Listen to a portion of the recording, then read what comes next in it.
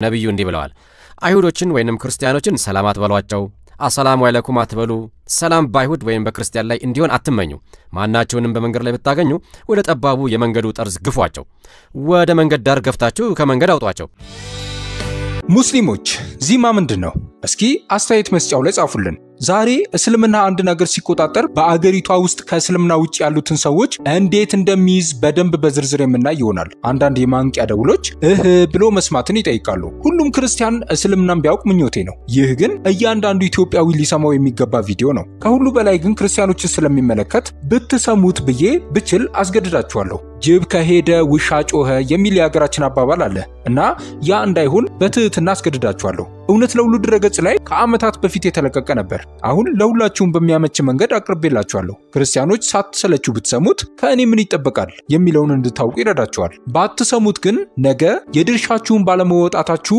ዋጋ ትከፍሉበታላችሁ ይህንን የአንድ ሰዓት ቪዲዮ ለመስማት ጊዜ ካልሰጣችሁ ነገ የብዙ ዓመታት ከባድ ዋጋ ለመክፈል በራሳችሁና በልጆቻችሁ ላይ ፈርዳችኋል ማለት ነው ሙስሊሞችም እናንተ የምትከተሉት እስልምና ምን ያህል በጭካኔ የተሞላ እንደሆነ እንድታዩ ፈልጋለሁ ነፍሰ ገዳይነትና እግዚአብሔር የፈጠረውን ክቡር ህዝብ ማንገላታትና ማንቋሸሽ ስለማያኮራ ኩራት እንዳይሰማችሁ ላሳስባችሁ ወዳለሁ ነብይ ነው የምትሉት የዘላለም አምላክ የሆነው ጌታ ኢየሱስ እንዲህ ብሎ ተናግሯል በሩ እኔ ነኝ በእኔ የሚገባ ቢኖር ይድናል ይገባልም ይወጣልም ማሰማሪያም ያገኛል ሌባው ሊሰርቅና ሊያርድ ሊያጠፋም እንጂ ስለሌላ አይመጣም እኔ ህይወት እንዲሆንላቸው እንዲበዛላቸው መጣው አራጅና ሌባ ስታዩ ኩራት ከተሰማችሁ ከኢየሱስ ወገን ሳትሆኑ ከሰይጣን ወገን እንደሆናችሁ ማወቅ አለባችሁ በእርግጥ ሰይጣንና ስልምየዋለሁ ያለ ነብይ ስለምትከተሉ የኢየሱስ ሊበልጥባችሁ ይችላል ብዬ አላስብም ህሊናችሁ ግን እውነትን እውነት ማለቱ ስለማይቀር ብትሰሙት ጥሩ ነው ከቻላችሁ ቪዲዮ ላይክ በማድረግና በኢትዮጵያ ላይ ኢየሱስ ጌታ ነው ብላችሁ በመጻፍ እንድትጀምሩ አበረታታለሁ እስልምና በሁለት ቃል ኪዳኖች ላይ የተመሰረተ ነው እነዚህም መንፈሳዊያን ቃል ኪዳኖች ናቸው አንዱ ሙስሊሞች የታሰሩበት ሸሃዳ ነው ይህም ማለት ነፍስን በመሐመድ ትምህርትና ምሳሌነት ማሰር ነው ሁለተኛው ቃል ኪዳን አሁን እኔ በዚህ ክፍለ ጊዜ ላቀርብ ያለሁት ነው ይህም የዚማ ቃል ኪዳን ነው በእስልምና ስር የሚኖሩ ሙስሊም ያልሆኑ ሰዎች ቃል ኪዳን ነው እስኪ ሁለት ህንጻዎችን ወይንም ደግሞ ምሽጎችን አስቡ መንፈሳዊ ምሽጎች አንዱ ሙስሊም የሚገኙበትና ሌላው ደግሞ ሙስሊም ያልሆኑ ሰዎች የሚገኙበት ሁለቱም ደግሞ በእስልምና ቁጥጥር ስር ያሉ ናቸው የእስልምና አወቃቀር ይህንን ይመስላል ለሙስሊሞች ቃል ኪዳንን ያቀርባል ሙስሊም ላልሆኑትም ሰዎች እጅ መስጠት ቃል ኪዳንን ያቀርባል በሙስሊሞች አገልግሎት ውስጥ ተሳተፉ ከሚገጥማቸው ተግዳሮት መካከል አንዱ ክርስቲያኖች እስልምና ሙስሊም ላልሆኑት ሰዎች ባዘጋጀው ጠንካራ ስርዓት ውስጥ መግባታቸው ነው ስለዚህ የእስልምና ወጥመድ ብቻ አይደለም ሙስሊሞችን በምርኮኛነት ለማቆየት የተዘጋጁት ኃይላት እስልምና ሙስሊም ያልሆኑ ሰዎችንም ጭምር ለማሰርና ለመገደብ የተዘጋጀ ስልት አለው ሙስሊሞችን በማገልገል ውስጥ ተሳተፉ የእነዚህን የሁለቱን ቃል ኪዳኖች መንፈሳዊ አወቃቀር ማወቅ በጣም አስፈላጊ ነው አንድን ሰው ከእስልምና ወደ ክርስትና ስትጠሩ ነፃ እንዲወጣ እንዲድን እንዲያመልጥ እየጠራችሁት ነው ከአንዱ ቅጥር በማውጣት ሌላው ቅጥር ውስጥ ለማስቀመጥ ሳይሆን ከሁለቱም ሙሉ በሙሉ ነፃ እንዲወጣ ነው እንዲሁም በእስልምና ስር ለረጅም ዘመናት የተጨቆነችውና የተሰቃየችው ቤተክርስቲያን ከስርዓቱ መፈታት ያስፈልጋታል ከያዛትና ከገደባት ከዚማ ስርዓት ከዚማ አስተሳሰብ በታምራት ነፃ የወጡና ከዚያ በኋላ ለሙስሊሞች ወንጌልን በማድረስ ውጤታማ መሆን የቻሉ ብዙ ክርስቲያኖችን አይቻለሁ ለዚህ ነው ወደዚህ ወደ ሁለተኛው የዚማ ቃል ኪዳን ጠለቅ ብሎ በመግባት ማየት አስፈላጊ ሆነው እንዴት እንደሚሰራና እርሱን መቃወም ለምን እንደሚያስፈልግ ማብራራት አስፈላጊ የሆነበትን ምክንያት ለማየት ማለት ነው በኋላ በሚኖሩን ክፍለ ጊዜያት እነዚህን ሁለቱን ቃል ኪዳኖች ለመገዳደርና ሰዎችን ነፃ ለማውጣት የሚያስችሉ የጸሎትና የአገልግሎት ስልቶችን አመለክታለሁ ስለዚህ እርሱን የማድረግ እድል ይኖረናል ነገር ግን አሁን የዚማን ውል በማብራራት እንጀምራለን ይህ እስልምናን መረዳት የዚማን ውስጥ ሚስጥር መግለጥ የሚለው ትምህርት የመጀመሪያው ክፍል ነው እስልምና ለዓለም የሚያቀርባቸው ሁለት አይነት መገዛቶች አሉ የመጀመሪያው የሰለመ ሰው የሚያደርገው መገዛት ነው ቃል በቃል ተገዝቻለሁ ሙስሊም ሆኛለሁ ትላላችሁ ሁለተኛው አይነት መገዛት በወረራ የሚደረግ ሙስሊም ያልሆነ ማህበረሰብ በእስልምና አገዛዝ ስር ለመኖር ሲስማማና የበላይነቱን ሲቀበል እውን የሚሆን ነው በማስከተል እንደምትመለከቱት በጣም ትልቅ የሆነ መንፈሳዊ ገጽታ ያለው ፖለቲካዊ መገዛት ነው የእስልምናን ስለ መለኮታዊ ንግግሮች ለማስታወስ ያህል ዋናው ሃይማኖት እንደሆነ ይናገራል የመጀመሪያው ሃይማኖት ክርስቲያኖችና አይሁዶች የሳቱ ሙስሊሞች ናቸው ምክንያቱም ቅዱሳት መጻሕፍቶቻቸው ተበርዘዋል እንደ ቀድሞ አይደሉም ታላቅ መሪና የመጨረሻ ነብይ የሆነው መሐመድ ክርስቲያኖችንና አይሁዶችን ወደ መጀመሪያው ሃይማኖታቸው ወደ እስልምና ሊጠራቸው ነው የመጣው እስልምና እንደሚያስተምረው እውነተኛ ክርስቲያኖችና አይሁዶች እስልምናን ይቀበላሉ፣ መሐመድን ይከተላሉ። የአልአዛር ዩኒቨርሲቲ መንፈሳዊ መሪ የሆነው ታንታዊ እንደተናገረው ሁለት አይነት አይሁዶች አሉ። ጥሩዎቹ ሙስሊም ይሆናሉ። እስልምና በክርስቲያኖች ላይ ያለው አመለካከት ይህ ነው። ቅኖችና እግዚአብሔርን የሚወዱ ከሆነ እስልምናን ይከተላሉ፣ ምክንያቱ የሃይማኖታቸው ሙላት ነውና። ለማስታወስ ያህልም ቁርአን እንደሚናገረው ሙስሊሞች የሰው ልጆችን ለመምራት የተመረጡ ምርጥ ህዝቦች ናቸው። እስልምናም ሌሎች ሃይማኖቶችን እንዲቆጣጠር እንዲገዛና እንደ መላክ ተወስኗል። ይህ መንፈሳዊ ልቀት ብቻ አይደለም፣ ፖለቲካዊ ልቀትና ወታደራዊ ልቀት ጭምር እንጂ። ይህ ፖለቲካዊና ወታደራዊ ልቀት ምን እንደሚያመለክት አብረን እናያለን። በ2006 ጳጳሱ ቤኔዲክት በሬገንስበርግ ባደረጉት ንግግር መሐመድ ያስተማረውን ሃይማኖት በሰይፍ እንዲስፋፋ ትእዛዝ እንደሰጠ የቢዛንታይን ንጉሥ የነበረው ዳግማዊ ማኑኤል ፖሎኤሎጎስ የተናገረውን ጠቅሰው ነበር። ይህንን ንግግር ካደረጉ በኋላ በመላው የሙስሊም ዓለም ገሃነመ እሳት ፈንቅሎ ወጥቶ ነበር። ንጹሕ የሆነ ትምህርታዊ ንግግር ነበር፣ የመማር ማስተማር ሂደት ነበር። ምላሹን መተንበይ ቢቸግርም ነገር ግን በአፍሪካ ውስጥ ድንግላዊ ተገድላ ነበር። ብዙ አመጾችም ነበሩ። በእነዚያ ጊዜያትም ብዙ ሰዎች ተገድለው ነበር። እስልምና በሰይፍ ነው የተስፋፋው የሚለውን ምልከታ ብዙ ሙስሊም መሪዎች ተቃውመው ነበር።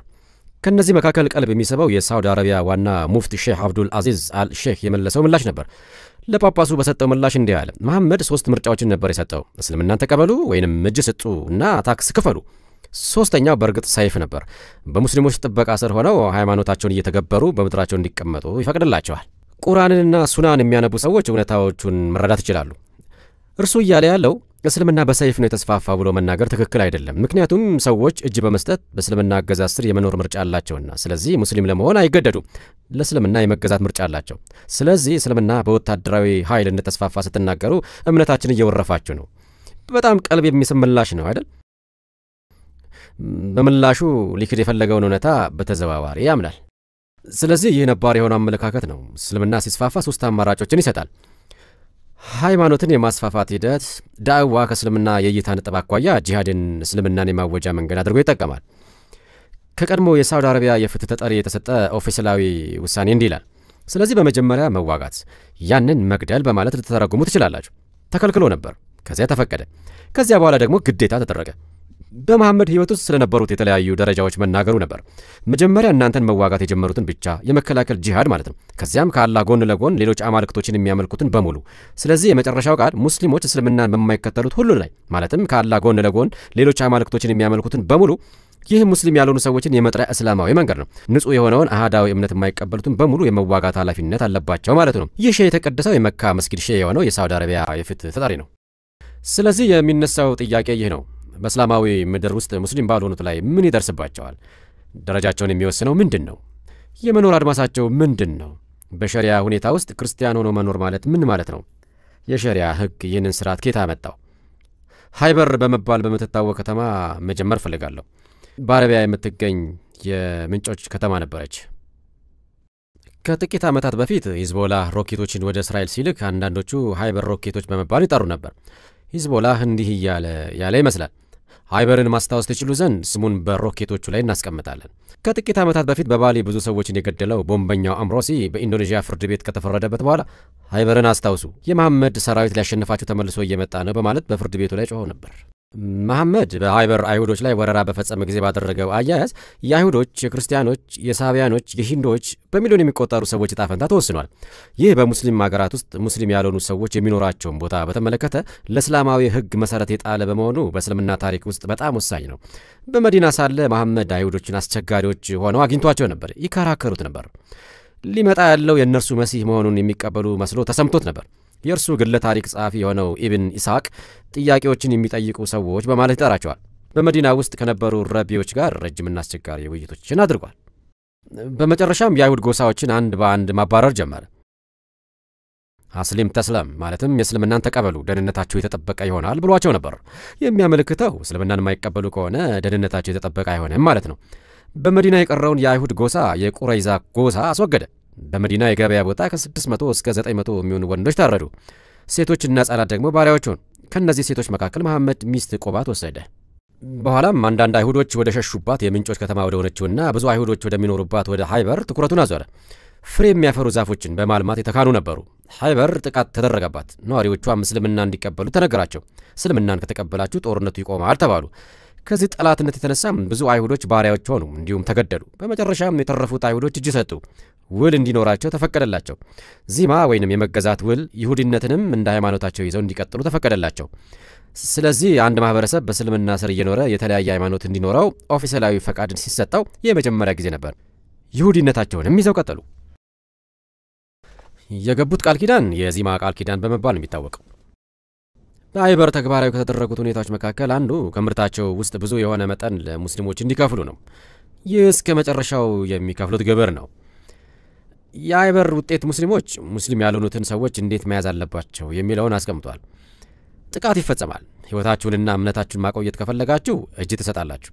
እጅ የመስጠትን ቃል ኪዳን ከተቀበላችሁ እምነታችሁን እንደያዛችሁ በእስልምና ሕግ ስር እንድትኖሩ ይፈቀድላችኋል።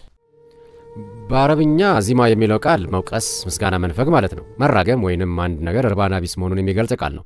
ከመጥፎ ጸባይ ጋር በተያያዘ ነቀፌታን ፈልጎ ማግኘት፣ መፈተሽ ማለት ነው። ይህ ቃሉ በመዝገበ ቃላት ውስጥ የተፈታበት መንገድ ነው። ዚማ የሚለው ግስ የመጣው ከዚህ ነው። የምስጋና ወይንም የሙገሳ ተቃራኒ ነው። ስለዚህ ስለ አንድ ሰው በክፉ መናገር ማለት ነው። ዚማ የሚለው ቃል የሚያመለክተው ከስህተት ወይንም ከነቀፌታ የሚመጣን ተጠያቂነት ነው። ባለዳነት አለ። ሙስሊም ያልሆኑ ሰዎች በእስልምና ስር ሳሉ እንዲጠብቁት የገቡትን ውል ወይንም ቃል ኪዳን የማይጠብቁ ከሆነ የሚያስከትለውን ወቀሳና ተጠያቂነት የሚያመለክት ቃል ነው። ስለዚህ እጅ የሰጡ ሰዎች የስምምነቱን ቃል የሚተላለፉ ከሆነ ለቅጣት ተጋላጭ ይሆናሉ ማለት ነው። ስለዚህ ዚማ የሚለው ቃል የተጠያቂነት ውል ተብሎ ሊተረጎም ይችላል። በተለያዩ ጸሐፊያን የጥበቃ ስምምነት ተብሎ ተጠርቷል። ነገር ግን ስርወ ቃሉ የተጋላጭነት ስምምነት መሆኑን ያሳያል። ከመስመሩ የምትወጣ ከሆነ ቅጣት ይከተላል የሚል አይነት ማለት ነው። ዚማ ሙስሊም ያልሆኑ ሰዎች አጠቃላይ ለሆነው የሙስሊም ማህበረሰብ መገዛትን ይጨምራል። የውል ስምምነት ነው። አጠቃላዩ ማህበረሰብ በእነዚህ ሁኔታዎች መሰረት ለመኖር ቃል ይገባል ማለት ነው። ስምምነቱ በሙስሊሞች ነው የሚዘጋጀው። የስምምነቱን ሁኔታ የሚወስነው የሸሪያ ህግ ነው። ለመጽሐፉ ሰዎች ብቻ የሚዘጋጅ ስምምነት ነው። ስለ መጽሐፉ ሰዎች በሚናገር የቁርአን ጥቅስ ላይ የተመሰረተ ነው። እነዚህም አይሁዶች እና ክርስቲያኖች ናቸው። ኋላ ላይ የዞሮአስተሮችንና በህንድ የሚኖሩ ሂንዶችንም እንዲያጠቃልል ተደርጓል። ነገር ግን ለጣዖት አምላኪዎች ዚማ የለም። ስለዚህ እጅ በመስጠት ሃይማኖታችሁን ጠብቁ የሚለው አማራጭ ለአረብ አምላኪ ጣዖታት አልተሰጠም። ሙስሊም መሆን አሊያም መሞት ነበረባቸው። ብዙ ጊዜ የአምላኪ ጣዖታት አፍሪካውያን በሚገኙባቸው ቦታዎች ላይ ሁለቱ አማራጮች ብቻ ነበሩ የተሰጧቸው፣ ሙስሊም ሆኑ አሊያም ሞትን ምረጡ የሚለው። ዚማ ለመጽሐፉ ሰዎች በተለይም ደግሞ ለአይሁዶችና ለክርስቲያኖች ነው። በአንድ ወቅት መጽሐፍን የተቀበሉና አሁንም በተወሰነ መልኩ የቅዱስ መጽሐፉን ቅሪት ይዘው የሚገኙ ናቸው። ይህም በአንድ ወቅት ነቢያቶቻቸው የተቀበሉት እስላማዊ ጽሑፍ ነበር። በሙስሊሞች እምነት መሰረት ኢየሱስ ከእግዚአብሔር የሆነውን ወንጌልን የተቀበለ ሲሆን ሙሴ ደግሞ ቶራን ተቀብሏል። ስለዚህ ክርስቲያኖችና አይሁዶች በአንድ ወቅት እስላማዊ መጽሐፍ የነበረ አሁን ግን የተለወጠ መጽሐፍ አላቸው ማለት ነው። መሰረታቸው እስላማዊ በመሆኑ ከእስልምና ጋር የሆነ አይነት ግንኙነት ስላላቸው የመጽሐፉ ሰዎች ያለው አጠቃላይ እይታ ይህ ነው። የሚሰልሙ ሰዎች ወዲያውኑ ከዚማ ደንቦች ነጻ ይደረጋሉ። ስለዚህ እስልምናን በመቀበል አሸናፊውን ጎራ መቀላቀል ትችላላችሁ ማለት ነው። የዚማ ውል በእስልምና ስር የሚኖሩ ክርስቲያኖችን፣ አይሁዶችንና ሌሎች ህዝቦችን ህጋዊ፣ ማህበራዊና ፖለቲካዊ ሚና ይወስናል። በታሪክ ውስጥ በብዙ ሚሊዮኖች የሚቆጠሩ ህዝቦች ህጋዊ ማዕቀፍ ሆኗል። በቁርአን የሚገኝ የዚማን ውል የሚያመለክት ቁልፍ ጥቅስ ሱራ 929 ነው። ይህ በመዲና ውስጥ ከተገለጡት የመጨረሻዎቹ ጥቅሶች መካከል አንዱና በጣም ነውጠኛም ነው። እንዲህ ይላል: ከነዚያ ለመጽሐፍ ከተሰጡት ሰዎች በአላህና በመጨረሻው ቀን የማያምኑትን፣ አላህና መልእክተኛው እርም ያደረጉትን፣ እርም የማያደርጉትንና እውነተኛውንም ሃይማኖት የማይቀበሉትን እነርሱ የተዋረዱ ሆነው ግብርን በእጆቻቸው እስከሚሰጡ ድረስ ተዋጓቸው። ስለዚህ መሐመድ መልእክተኛ መሆኑንና ዓለም ሁሉ ሊታዘዙ የተገባ ምርጥ ምሳሌ መሆኑን አይቀበሉ። ይህ እኔ ነኝ፣ በእግዚአብሔርና በመጨረሻው ቀን አምናለሁ፣ ነገር ግን በመሐመድ አላምንም። በእግዚአብሔር አምናለሁ፣ ነገር ግን መሐመድ የከለከለውን ነገር መከልከል እንዳለብኝ አላምንም እያለ ይቀጥላል። ስለዚህ እኔ የእውነትን ሃይማኖት ከማይከተሉት ሰዎች ወገን ነኝ ማለት ነው። ተዋጓቸው ማለት የግድያ አመልካች ነው። ግብርን እስኪከፍሉ ጂዚያን ማለት ነው። የተዋረዱ ሆነው የአረብኛው ቃል ትንሽ እንዲሆኑ ተደርገው የሚል ትርጉም አለው። ስለዚህ ለዚማ ውል ለእስላም ኃይሎች ከተገዙ በኋላ ሁለት ገጽታዎች ይኖራሉ። አንደኛው ግብር እና የተለያዩ ታክሶችን መክፈል ነው፣ የጂዚያ ክፍያ ማለት ነው። ሌላኛው ደግሞ ትንሽ መሆን ነው፣ በመዋረድ ማገልገል ማለት ነው። በእስልምና ሕግ ውስጥ ይህ ማለት ምን ማለት እንደሆነ መረዳት በጣም አስፈላጊ በመሆኑ እነዚህ ሁለቱ ጽንሰ ሐሳቦች ምን ማለት እንደሆነ በጥልቀት አብራራለሁ። በዚማ ውል ስር የሚኖር ሰው ዚማ ይባላል። በእስልምና ሙስሊም ሳይሆን በእስላማዊ ሀገር እንዲኖር የተፈቀደለት ሰው የሚጠራበት ቃል ዚማ ነው ማለት ነው። ከእስልምና ሀገር ውጭ የምትኖሩ ከሆናችሁ እናንተ ሐርቢ ናችሁ፣ ማለትም የጦርነት ኢላማ ናችሁ። ነገር ግን አንዴ በእስላማዊ ሀገር ውስጥ ከሆናችሁ እናንተ የውል ሰው ወይንም ዚማ ናችሁ። ዚማ መሆን ከትውልድ ወደ ትውልድ የሚተላለፍ የማያቋረጥ ሁኔታ ነው። ስለዚህ አንድ ማህበረሰብ ዚማ ከሆነ ከእነርሱ በኋላ የሚመጡት የዘርዘሮቻቸው በሙሉ እስከ መጨረሻው ድረስ የተሸነፉ ሆነው ይቀጥላሉ ማለት ነው። ይህ ከጂሃድ ጋር የተያያዘ ነው። ዚማ አይሁዶችና ክርስቲያኖች ከጂሃድ በኋላ የሽንፈታቸውን ማካካሻ ከፍለው ሃይማኖታቸውን ጠብቀው እንዲኖሩ የሚፈቅድ ስምምነት ነው። በሚደንቅ ሁኔታ ሙስሊም ሊቃውንት እንደሚናገሩት ኢሳ ተመልሶ ሲመጣ ኢየሱስ እንደ ሙስሊም ነቢይ ሰይፉን ይዞ ተመልሶ ሲመጣ ክርስትናን ያጠፋል፣ ዚማም ተግባራዊ አይደረግም። ጉዳዩ ሙስሊም ሁኑ አሊያም ትሞታላችሁ የሚል ይሆናል። ስለዚህ ኢሳ ወይም ኢየሱስ በእስልምና በመጨረሻ ክርስትናን ያጠፋል። ዚማም ክርስቲያኖች በሰላማዊ ግዛት ውስጥ እንዲኖሩ ጊዜያዊ ፈቃድ ነው፣ ለዘላለም አይቀጥልም። የዚማ ውል አማራጮች አሉ። ዚማ ምርጫ ነው። ሰዎች ናቸው በዚማ ስር ለመኖር የመረጡት። መስለም ይችሉ ነበር። በመሸነፍ ወደ ባርነትና ሞት ሊሄዱ ይችሉ ነበር። መልሰው መዋጋት ይችሉ ነበር። መሸሽ ይችሉ ነበር። በሶሪያና በኢራቅ የሚኖሩ ብዙ ክርስቲያኖች ሸሽተዋል። ጂዚያን ከመክፈል ይልቅ የመረጡት ምርጫ ነው። በቅርቡ በመካከለኛው ምስራቅ እየሆኑ ስላሉት ጉዳዮች በኋላ ላይ ይናገራሉ። ስለዚህ በዚህ ስርዓት ስር ሙስሊም ላልሆኑት ሰዎች የተቀመጠ ብዙ ምርጫ አለ። መሐመድ እዚህ ይገኛል። ይህ በሙስሊሞች ከተሰበሰበው ታማኒ ከሆነው የሳሂህ ሙስሊም ሐዲስ ነው። ለተከታዮቹ መመሪያን ይሰጣል። ሶስቱንም አማራጮች ይጠቅሳል። በአላህ ስምና በአላህ መንገድ ተዋጉ። በአላህ የማያምኑትን ሰዎች ተዋጉ። መድብለ አማልክትን የሚያመልኩትን ጠላቶቻችሁን ስታገኙ ቅዱስ ጦርነትን አድርጉ። መድብለ አማልክትን የሚያመልኩ የሚለው በአረብኛ አጋሪዎች የሚል ነው። ማለት ከአላህ ጋር የሆነ ነገር የሚያጋራ ሰው። ክርስቲያኖች አጋሪዎች እንደሆኑ ይቆጠራሉ፣ ምክንያቱም ኢየሱስ የእግዚአብሔር ልጅ እንደሆነ ያምናሉና። ስታገኟቸው ወደ 3 ተግባራት ጥሯቸው። ከነዚህ መካከል ለአንዱ ምላሽ ቢሰጡ ተቀብላችሁ በእነርሱ ላይ መጥፎን ከማድረግ ተቆጠቡ።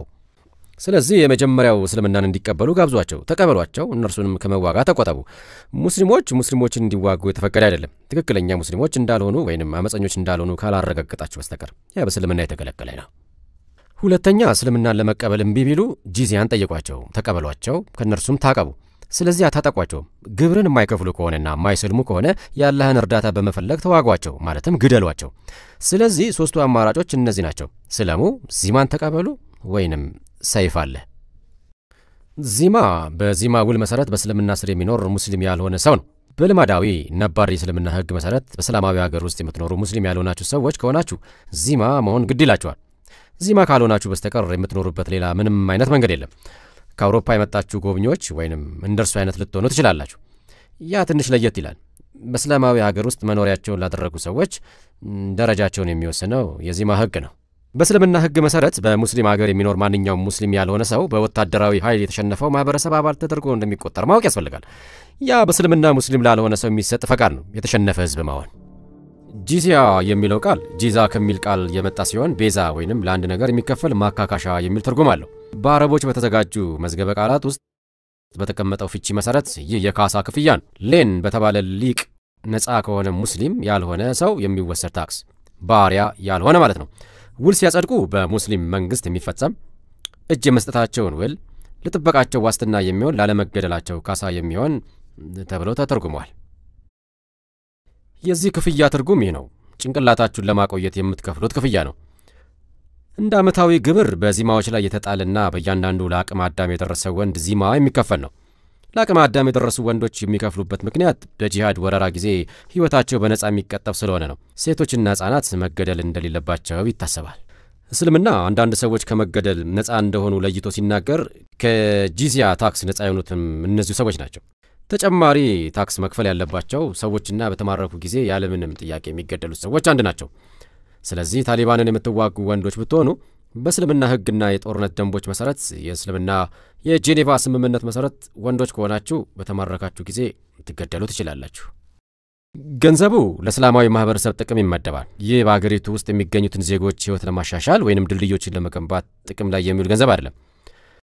ሙስሊሞችንና የእስልምና እንቅስቃሴ ለመርዳት የሚውል ነው። ጂዚያ የሚለው ቃል ካሳ የሚል ትርጉም አለው። አልፈይሽ በቃላት ትርጉም ላይ የሚያተኩር ተጽፏል። እንዲህ አለ። ጂዚያ ለደማቸው ማርኪያ ነው ይባላል። ላለመገደላቸው ዋስትና ይሆን ዘንድ ተብቃቅቷል። ዓላማው የግድያና ባርነት ግዴታዎችን ለመተካት ነው። ለሙስሊሞች ጥቅም ነው። ወጅብ ማለት ግዴታ የሆነ መተኪያ ነው። ይህ ሰው እያለ ያለው ሙስሊሞች ሙስሊም ያልሆኑትን ሰዎች የመዋጋት የመግደልና ባሪያ የማድረግ ግዴታ አለባቸው። ነገር ግን ሙስሊም ካልሆኑት ግብርን በመሰብሰብ ከጂዚያ ግዴታ ነፃ ሊሆኑ ይችላሉ ነው። ስለዚህ ልውውጥ አለ። ሙስሊም ለኪሳራ የሚዳረግበት ምክንያት ጠላታችሁን ከገደላችሁት ሚስቱና ልጆቹ የእናንተ ባሪያዎች ስለሚሆኑ እንዲሁም የእርሱ ንብረት የእናንተ ንብረት ስለሚሆን ነው። ስለዚህ እርሱን ባለመግደላችሁ ምክንያት ኪሳራ ደርሶባችኋል ማለት ነው። እነርሱን ባለመግደላችሁ ምክንያት ስለተጎዳችሁ ለዚያ ጉዳት ካሳ ሊከፍሏችሁ ይገባል። ለዚህ ነው የካሳ ክፍያ የተባለው። በሚደንቅ ሁኔታ ከሁለተኛው የዓለም ጦርነት በኋላ ጀርመን ካሳ ከፍላለች። የመጨረሻ ክፍያቸውንም በቅርቡ እንደፈጸሙ ሰምቻለሁ። በዚያ ጦርነት ውስጥ ችግር ፈጣሪዎቹ እነርሱ ስለነበሩ ነው። ጂዚያን ይህንን የግብር ክፍያ ለመረዳት ጂዚያ የሚከፈልበትን ያከፋፈል ስርዓት ማየት አስፈላጊ ነው። ወንዶች በአመት አንድ ጊዜ ይከፍላሉ። በክፍያው ዕለት ይህ በ15ኛው ክፍለ ዘመን በሙስሊም የህግ አዋቂ የተዘጋጀ ገለጻ ነው። ዚማዎች በአደባባይ መሰብሰብ አለባቸው። በዝቅተኛውና ቆሻሻ በሆነው ቦታ ላይ ቆመው መጠበቅ አለባቸው። ህጉን የሚወክሉት ባለስልጣናት እስላማዊውን ህግ ማለት ነው ከነርሱ በላይ በመቀመጥ እነርሱንና ሌሎችን የሚያስፈራራ አቀራረብ ሊኖራቸው ይገባል። ይህም ዓላማችን ንብረታቸውን የምንወስድ በመምሰል እነርሱን ማዋረድ ነውና። ስለዚህ ልክ በጂሃድ ጊዜ እንደሚሆነው ሙስሊሞች እነርሱን የሚዘርፉ ያስመስላሉ። ከነርሱ ጂዚያን በመቀበልና እንዲሄዱ በማድረጋችን ምክንያት ውለታ እንደዋልንላቸው ይገነዘባሉ። ከዚያም ክፍያውን ሲፈጽሙ አንድ ባንድ እንዲደፉ መደረግ አለባቸው። ሲከፍሉ ሳሉም ዚማው ይመታል፣ አንገቱ ላይ ይመታል። በዚህም ምክንያት ከሰይፍ ማምለጡን ለማመልከት ወደ ጎን መገፍተር አለበት። የጌታ ጓደኞች መሐመድ ማለት ነው የመጀመሪያዎቹና የመጨረሻው ትውልዶች ከሃዲዎች ለሆኑ ጠላቶቻቸው ማሳየት የሚገባቸው ጸባይ ነው። ኃይል ያላህ የመልእክተኛውና የአማኞች ነውና። ይህ ከሞሮኮ የተገኘ ነው። አንገት ላይ መመታት የመሰየፍ ምልክት ነው። እኔ ይህንን ስርዓት በማጥናት ከብዙ የተለያዩ ሀተታዎች የስርዓቱን ገለጻዎች ሰብስቤያለሁ። በዮርዳኖስ ንጉሳውያን ቤተሰብ የተዘጋጀ ትልቅ ድህረ ገጽ አለ። ይህ በቁርአን ላይ በአብዛኛው በአረብኛ የተዘጋጁ ከ50 በላይ ሀተታዎችን ይዟል። በሱራ 929 ላይ የተጻፉትን ሁሉንም ሀተታዎች ተመለከትን። ከእነርሱና ከህግ መጻሕፍት መረጃዎችን አንድ ላይ ሰብስቤያለሁ።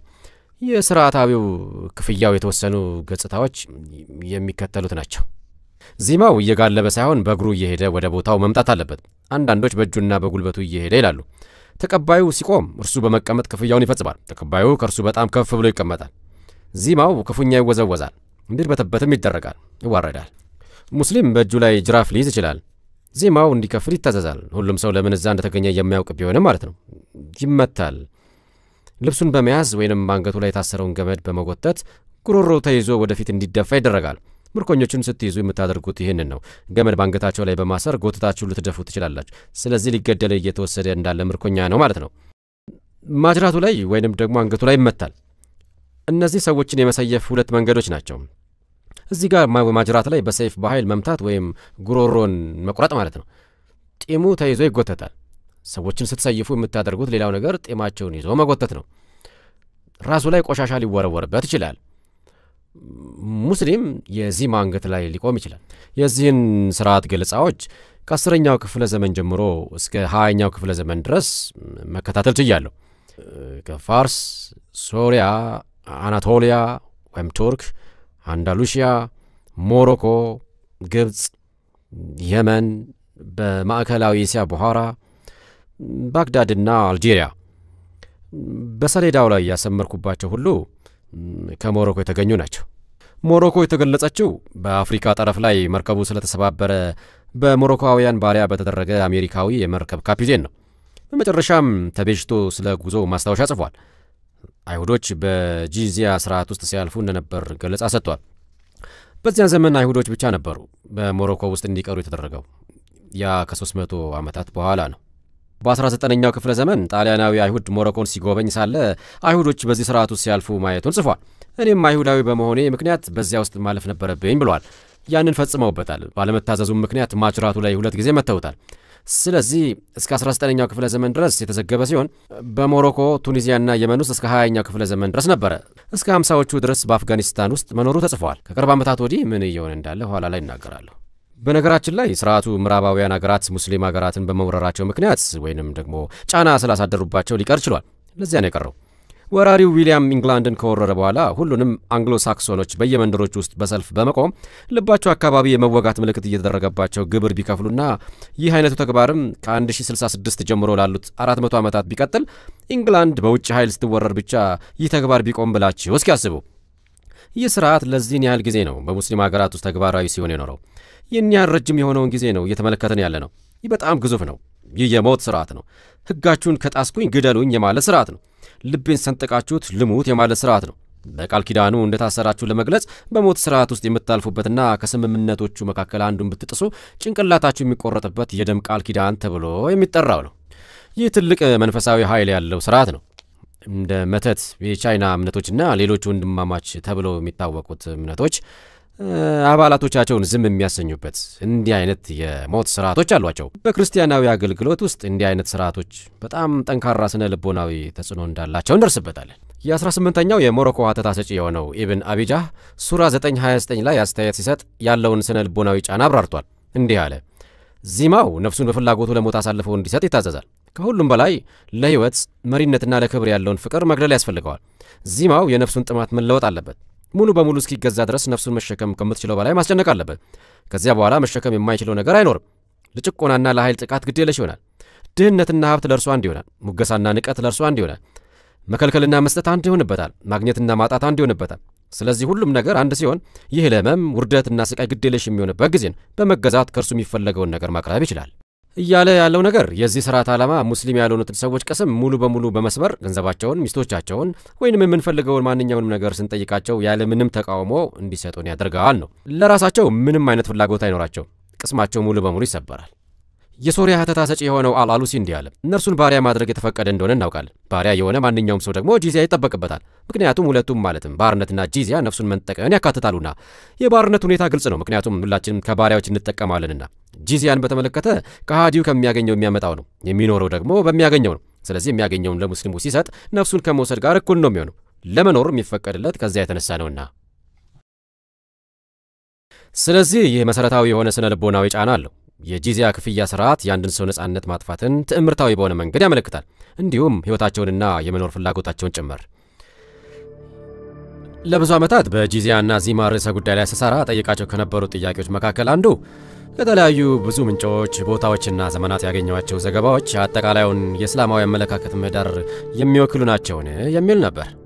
ለፕሮጀክቱ ግብዓት የሚሆን ጥሩ የሆነ የሀተታዎችን ስብስብ ባገኘው ጊዜ በጣም ደስ ብሎኝ ነበር። ዋና ዋና የሚባሉትን ሀተታዎች ሁሉ የተመለከትን ሲሆን ሁሉም ተመሳሳይ የሆነ አመለካከት ነው ያላቸው። የተለየ ድምፅ የሚያሰማን ነበር። ስለዚህ ከእስልምና አስተምሮ አንጻር ይህ የእስልምና ኦፊሴላዊ አመለካከት ነው። አሁን እየገለጽኩ ያለው ትክክለኛውን እስልምና ነው፣ ጽንፈኛ የሆነ ትርጓሜ አይደለም። ስለዚህ ጉዳይ ስታስቡ ጽንፈኝነት የሚሉትን አይነት አመለካከቶች ሁሉ አውጣታችሁ መጣል አለባችሁ። በቃ ይህ እስልምና ነው። አሁን የዚማን ህጎች እናያለን። የጂዚያን ክፍያ ተመልክተናል። የመገዛት ውል ሁለት ክፍሎች መኖራቸውን አስታውሱ። አንዱ ግብርን መክፈል ሲሆን ሌላኛው ደግሞ መዋረድ ነው። ውርደቱ ምን እንደሚመስል አብራራለሁ። የኢብን ከሲር ሀተታ በዓለም ዙሪያ በሚገኙ የእንግሊዝኛ ተናጋሪ ሙስሊሞች ዘንድ በስፋት ጥቅም ላይ የሚውል ነው። ይህ ቀልብ የሚስብ ምንጭ ነው። በብዙ ድረገጾች ላይ የሚገኝ ሲሆን በእንግሊዝኛ ማግኘትም በጣም ቀላል ነው። ኢብን ከሲር ስለ ሱራ 929 ሲናገር ጂዚያን መክፈል የኩፍር ምልክት ነው ይላል። ይህ ማጭበርበርን፣ አለማመንን፣ ክህደትንና ውርደትን የሚያመለክት የስድብ ቃል ነው። አላህ እንዲህ አለ፣ ከቁርአን እየጠቀሰ ነው። ጂዚያን እስኪከፍሉ ድረስ ወይም እስልምናን ለመቀበል የማይመርጡ ከሆነ በውርደት ወይም በመሸነፍና ባሪያዎች በመሆን እንደተሸነፉ በማወቅ ወይም ተዋርደው አፍረውና ተሸማቀው። ስለዚህ ሙስሊሞች የዚማን ህዝቦች ማክበር ወይም ከሙስሊሞች በላይ ከፍ ማድረግ አልተፈቀደላቸው። ምክንያቱም እነርሱ ዕድለቢሶች፣ ቆሌያቸው የተገፈፈና ወራዳዎች ናቸውና። ሙስሊም ትውፊቱን ያስተላለፈው ሰው ስም ነው። የአቡ ሁራይራ ሰምቶ እንዳስተላለፈው ነቢዩ እንዲህ ብለዋል፣ አይሁዶችን ወይም ክርስቲያኖችን ሰላም አትበሏቸው፣ አሰላሙ አለይኩም አትበሉ። ሰላም በአይሁድ ወይም በክርስቲያን ላይ እንዲሆን አትመኙ።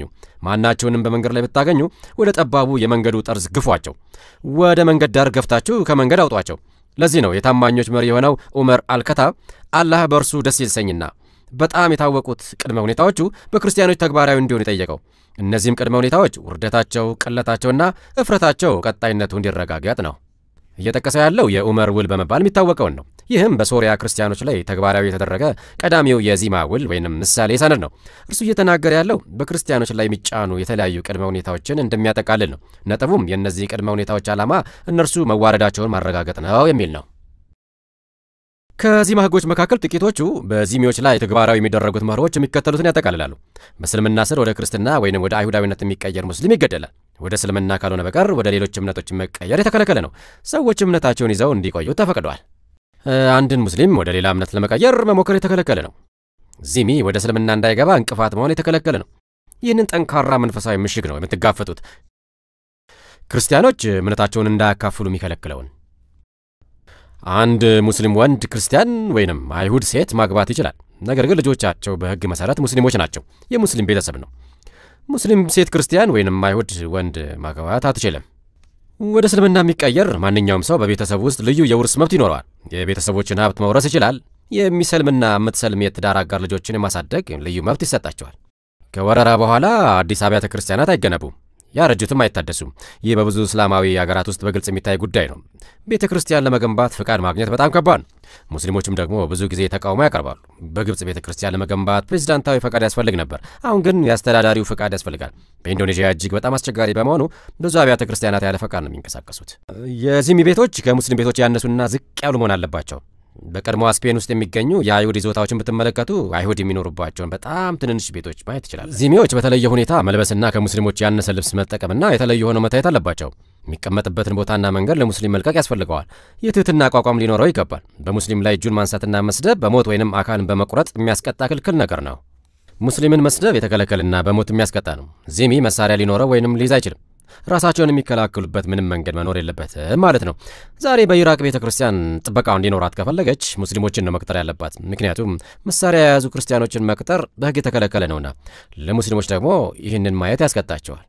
የሙስሊም ደም ከዚሚ ደም ጋር እኩል አይደለም። ስለዚህ ለምሳሌ ያህል ሙስሊምን መግደል በሞት የሚያስቀጣ ቢሆንም የሸሪያ ሕግ እንደሚናገረው ሙስሊም ያልሆነን ሰው በመግደሉ ምክንያት ማንም ሙስሊም በሞት መቀጣት የለበትም። ኢብን ተይሚያህ እንዲህ ብሎ ጽፏል። አይሁዶችና ክርስቲያኖች በመሐመድና በእስልምና ያምኑ። ስለዚህ የእነርሱ ደምና የሙስሊም ደም እኩል ሊሆን አይችልም። ሳውዲ አረቢያ የሁሉንም አይነት ሰው ደም ዋጋ የሚያሳይ ዝርዝር አላት። ሙስሊም ወንድ ከሁሉ የላቀ ዋጋ አለው። ከዚያ ሙስሊም ሴት፣ ክርስቲያን ወንዶች፣ ክርስቲያን ሴቶች፣ አይሁድ ወንዶች፣ አይሁድ ሴቶች፣ ሂንዱ ወንድ፣ ሂንዱ ሴት በደረጃቸው ላይ ተመስርቶ ሁሉም በሰንጠረዥ ውስጥ አሉ። ዚሚ ሌላውን ዚሚ ከገደለ በኋላ ቢሰልም ከቅጣት ሊያመልጥ ይችላል። ወደ እስልምና የሚቀየር ማንኛውም ሰው ከሚጠብቀው የሞት ቅጣት ያመልጣል። ክርስቲያኖች ህዝባዊ ስልጣን ሊኖራቸው ወይንም በሙስሊሞች ላይ ባለስልጣን እንዲሆኑ አይፈቀድላቸው። ለዚህ ነው ዛሬ በግብጽ ውስጥ የከፍተኛ ደረጃ ትምህርት ቤት ርዕሰ መምህር ወይንም ደግሞ የፓርላማ አባል የሆነ ክርስቲያን ማግኘት የሚከብደው። ግብጻዊው ቡትሮስ ጋሊ በተባበሩት መንግስታት ውስጥ ታዋቂ ሰው የሆነበት ዘመን አልፏል። ዛሬ እንደርሱ አይደለም። በእስላማዊ ፍርድ ቤት የዚሚ ምስክርነት በሙስሊም ላይ ተቀባይነት የለውም። ይህ መርህ በእስላማዊው ዓለም ውስጥ ተግባራዊ ሲደረግ ነበር። አሁንም ቢሆን ዋና ርዕሰ ጉዳይ ነው። ሙስሊም ወደ ክርስትና ሊቀይረ ይሞክረዋል በሚል አይነት ከፍተኛ ቅጣት በሚያስከትል ክርስቲያንን ቢከስ የክርስቲያኑ ምስክርነት ራሱን ለመከላከል እንዲሁም ሙስሊም ወንድ ክርስቲያን ሴት ቢደፍር የእርሷ ምስክርነት ብቻውን በቂ አይደለም። ይህ ሙስሊም ያልሆኑ ምስክርነቶች አጠራጣሪና ታማኒነት የሚጎርላቸው ናቸው የሚለውን መርህ ያጠቃልላል። ሙስሊም ያልሆኑ ሰዎችም ለጥቃት እጅግ የተጋለጡ መሆናቸውንም ያሳያል። ለምሳሌ ያህል ከሙስሊም ጎረቤታችሁ ጋር ክርክር ቢኖራችሁና መሬታችሁን መውሰድ ቢፈልግ የሆነ ክስ ፈጥሮ ሊከሳችሁ ይችላል። እናንተ በእምነቱ ላይ ስድብን ቃል መናገራችሁ ሊናገር ይችላል። ከዚህም የተነሳ ተይዛችሁ ወደ እስር ቤት ልትወረወሩ ትችላላችሁ። ይህ በፓኪስታን ውስጥ እየተከሰተ ያለ ነገር ሲሆን ክርስቲያኖች ደግሞ ከእንደነዚህ አይነት ጥቃቶች የተነሳ እየተሰቃዩ ነው። ዚሚዎች ሙስሊም ወታደሮችን ሊያስጠልሉ፣ ሊመግቡና ጂሃድን ሊደግፉ ይገባል። የእስልምናን ጠላቶች መርዳት አይፈቀድላቸውም። ዛሬ የሶሪያ ክርስቲያኖች በሱኒ አማጽያን እየተገደሉ ያሉበት ምክንያት ይህ ነው። አሳድን ስለሚደግፉና የሱኒ አማጽያንንም ስለ እስልምና እየተዋጉ እንደሆነ ስለሚናገሩ የማይደግፋቸው ማንም ሰው ሊገደል ይችላል። ለዚሚዎች መስቀል፣ የቀብር ስርዓት፣ ደወል፣ ድምፅን ከፍ አድርጎ መዘመርና የ19ኛው ክፍለ ዘመን የተነሱትን የኢየሩሳሌምን ፎቶግራፎች ብትመለከቱ በአንድም ቤተ ክርስቲያን ላይ የመስቀል ምልክት የለም። ሐማስ ጋዛን በያዘ ጊዜ ካቶሊክ አብያተ ክርስቲያናት ደወል መደወል አቁመው ነበር። ዚሚዎች ልጆቻቸውን ስለ እስልምና ከማስተማር ተከልክለዋል። መሰቃየት እንጂ ስርዓቱን ማወቅ የለባቸውም። በፈረስ እንዳይቀመጡም ተከልክለዋል። በደረጃ ከሙስሊሞች ከፍ ያደርጋቸዋል። በብዙ ቦታዎች ዚሚዎች ከሌላው እንዲለዩ በልብሳቸው ላይ የተለየ ቀለም ምልክት እንዲኖራቸው ይጠበቅባቸው ነበር። ቃዲ አህመድ ቢን ጣሊብ በትከሻቸው ላይ ለአይሁዶች የዝንጀሮ ምልክት ያለበትና ለክርስቲያኖች ደግሞ የአሳማ ምልክት ያለበትን ነጭ ልብስ እንዲለብሱ እንዲሁም በበራቸው ላይ የዝንጀሮ ምልክት ያለውን ሰሌዳ እንዲመቱ ትእዛዝ አውጥቶ ነበር። ኢብን አርዱን እርሱም ከአንዳሉሺያ ነው። እንዲህ አለ። እነርሱን ለየት የሚያደርጋቸው ምልክት በግድ ሊጫንባቸው ይገባል። ይህም ተለይተው እንዲታወቁና የውርደት አይነትም እንዲሆንባቸው ነው። ከሮማ ቢዛንታይን ዘመን ጀምሮ በሚታወቁት ሰዎች እርቃናቸውን በሚሆኑበት የህዝብ ባኞ ቦታዎች እንኳ ሙስሊም ያልሆኑ ሰዎች ሙስሊም አለመሆናቸውን የሚያሳይ ቃጭል ወይንም ሌላ አይነት ምልክት ቁርጭምጭሚታቸው ላይ ማድረግ አለባቸው። ከነዚህ ጉድለቶች ጋር የተያያዙ ሌሎች መገለጫዎች አሉ። ለምሳሌ ህፃናት ሙስሊም ወዳልሆኑ ሰዎች ድንጋይ የመወርወራቸው ሁኔታ የተለመደ ነበር። ይህ በ19ኛው ክፍለ ዘመን በፍልስጤም ውስጥ የተመዘገበ ነው። ሙስሊም ልጆች ከዚሚዎች ዘንድ ምንም አይነት የመልስ እርምጃ እንዳይደረግባቸው ይከለከል ነበር። ክርስቲያኖችና አይሁዶች በዝምታ ነው ማለፍ ያለባቸው። ዛሬ እንኳን ፍልስጤማውያን ህፃናት በእስራኤል ወታደሮች ላይ ድንጋይ መወርወራቸው ከዚያ ልማድ የቀጠለ ነው። አንተ የኔ ውሻ ነህ፣ አንተ ዚሚ ድንጋይ ልወረውርብህ እችላለሁ ማለት ነው። አይሁዶችንና ክርስቲያኖችን መርገም ሌን የተባለው ሰው ስለ ግብጽ በ1836 ጽፎ ነበር። ስለ እርግማኖቹም ጽፏል። በመጽሐፍ መልክም አሳትሟቸዋል። እርግማኑ ዚሚ ከእነርሱ ሲወሰድ በክርስቲያኖች ላይ የሚደርሰውን በተመለከተ ነው። ሙስሊሞች እነርሱን በመግደል ንብረታቸውን፣ ሚስቶቻቸውንና ልጆቻቸውን መውሰድ ይችላሉ፣ ጥበቃ አይደረግላቸውምና። በየመን ውስጥ እስከ ቅርብ ጊዜ ድረስ የአይሁድ ልጆች ወላጅ አልባ ቢሆኑ ለሙስሊም ማህበረሰብ ተላልፈው መሰጠት አለባቸው። ኦቶማኖች በእነርሱ አገዛዝ ስር ከነበሩት የሰርብ፣ ግሪክና ሌሎች ክርስቲያን ማህበረሰቦች ልጆች መካከል ከ5 አንዱን ይወስዱ ነበር። በማስገደድ አሰልመው የባሪያ ወታደር ያደርጓቸው ነበር። ስለዚህ ከዚማ ጋር የተያያዙ ብዙ ጥቃቶች ነበሩ። ይህ አድሏዊ የሆኑትንና በእስልምና ስር በሚኖሩት ክርስቲያኖች፣ አይሁዶችና ሌሎች ላይ ጫና የሚያሳድሩትን የዚማ ህጎች ይገልጻል። የእነዚህን ህጎች ነባር መረዳትን የገለጽኩት በተግባር እነዚህ ህጎች ተግባራዊ የማይደረጉበት እስላማዊ ሀገር የለም። ቢያንስ በተወሰነ ደረጃ በኢንዶኔዥያ ውስጥ እንኳ ለምሳሌ ያህል ቤተ ክርስቲያን ለመስራት ፈቃድ ማግኘት በጣም ከባድ ነው። በአንዳንድ ሀገራት ውስጥ የማይታሰብ ነው። የጂሃድን ጥላ እየተመለከትን ነው።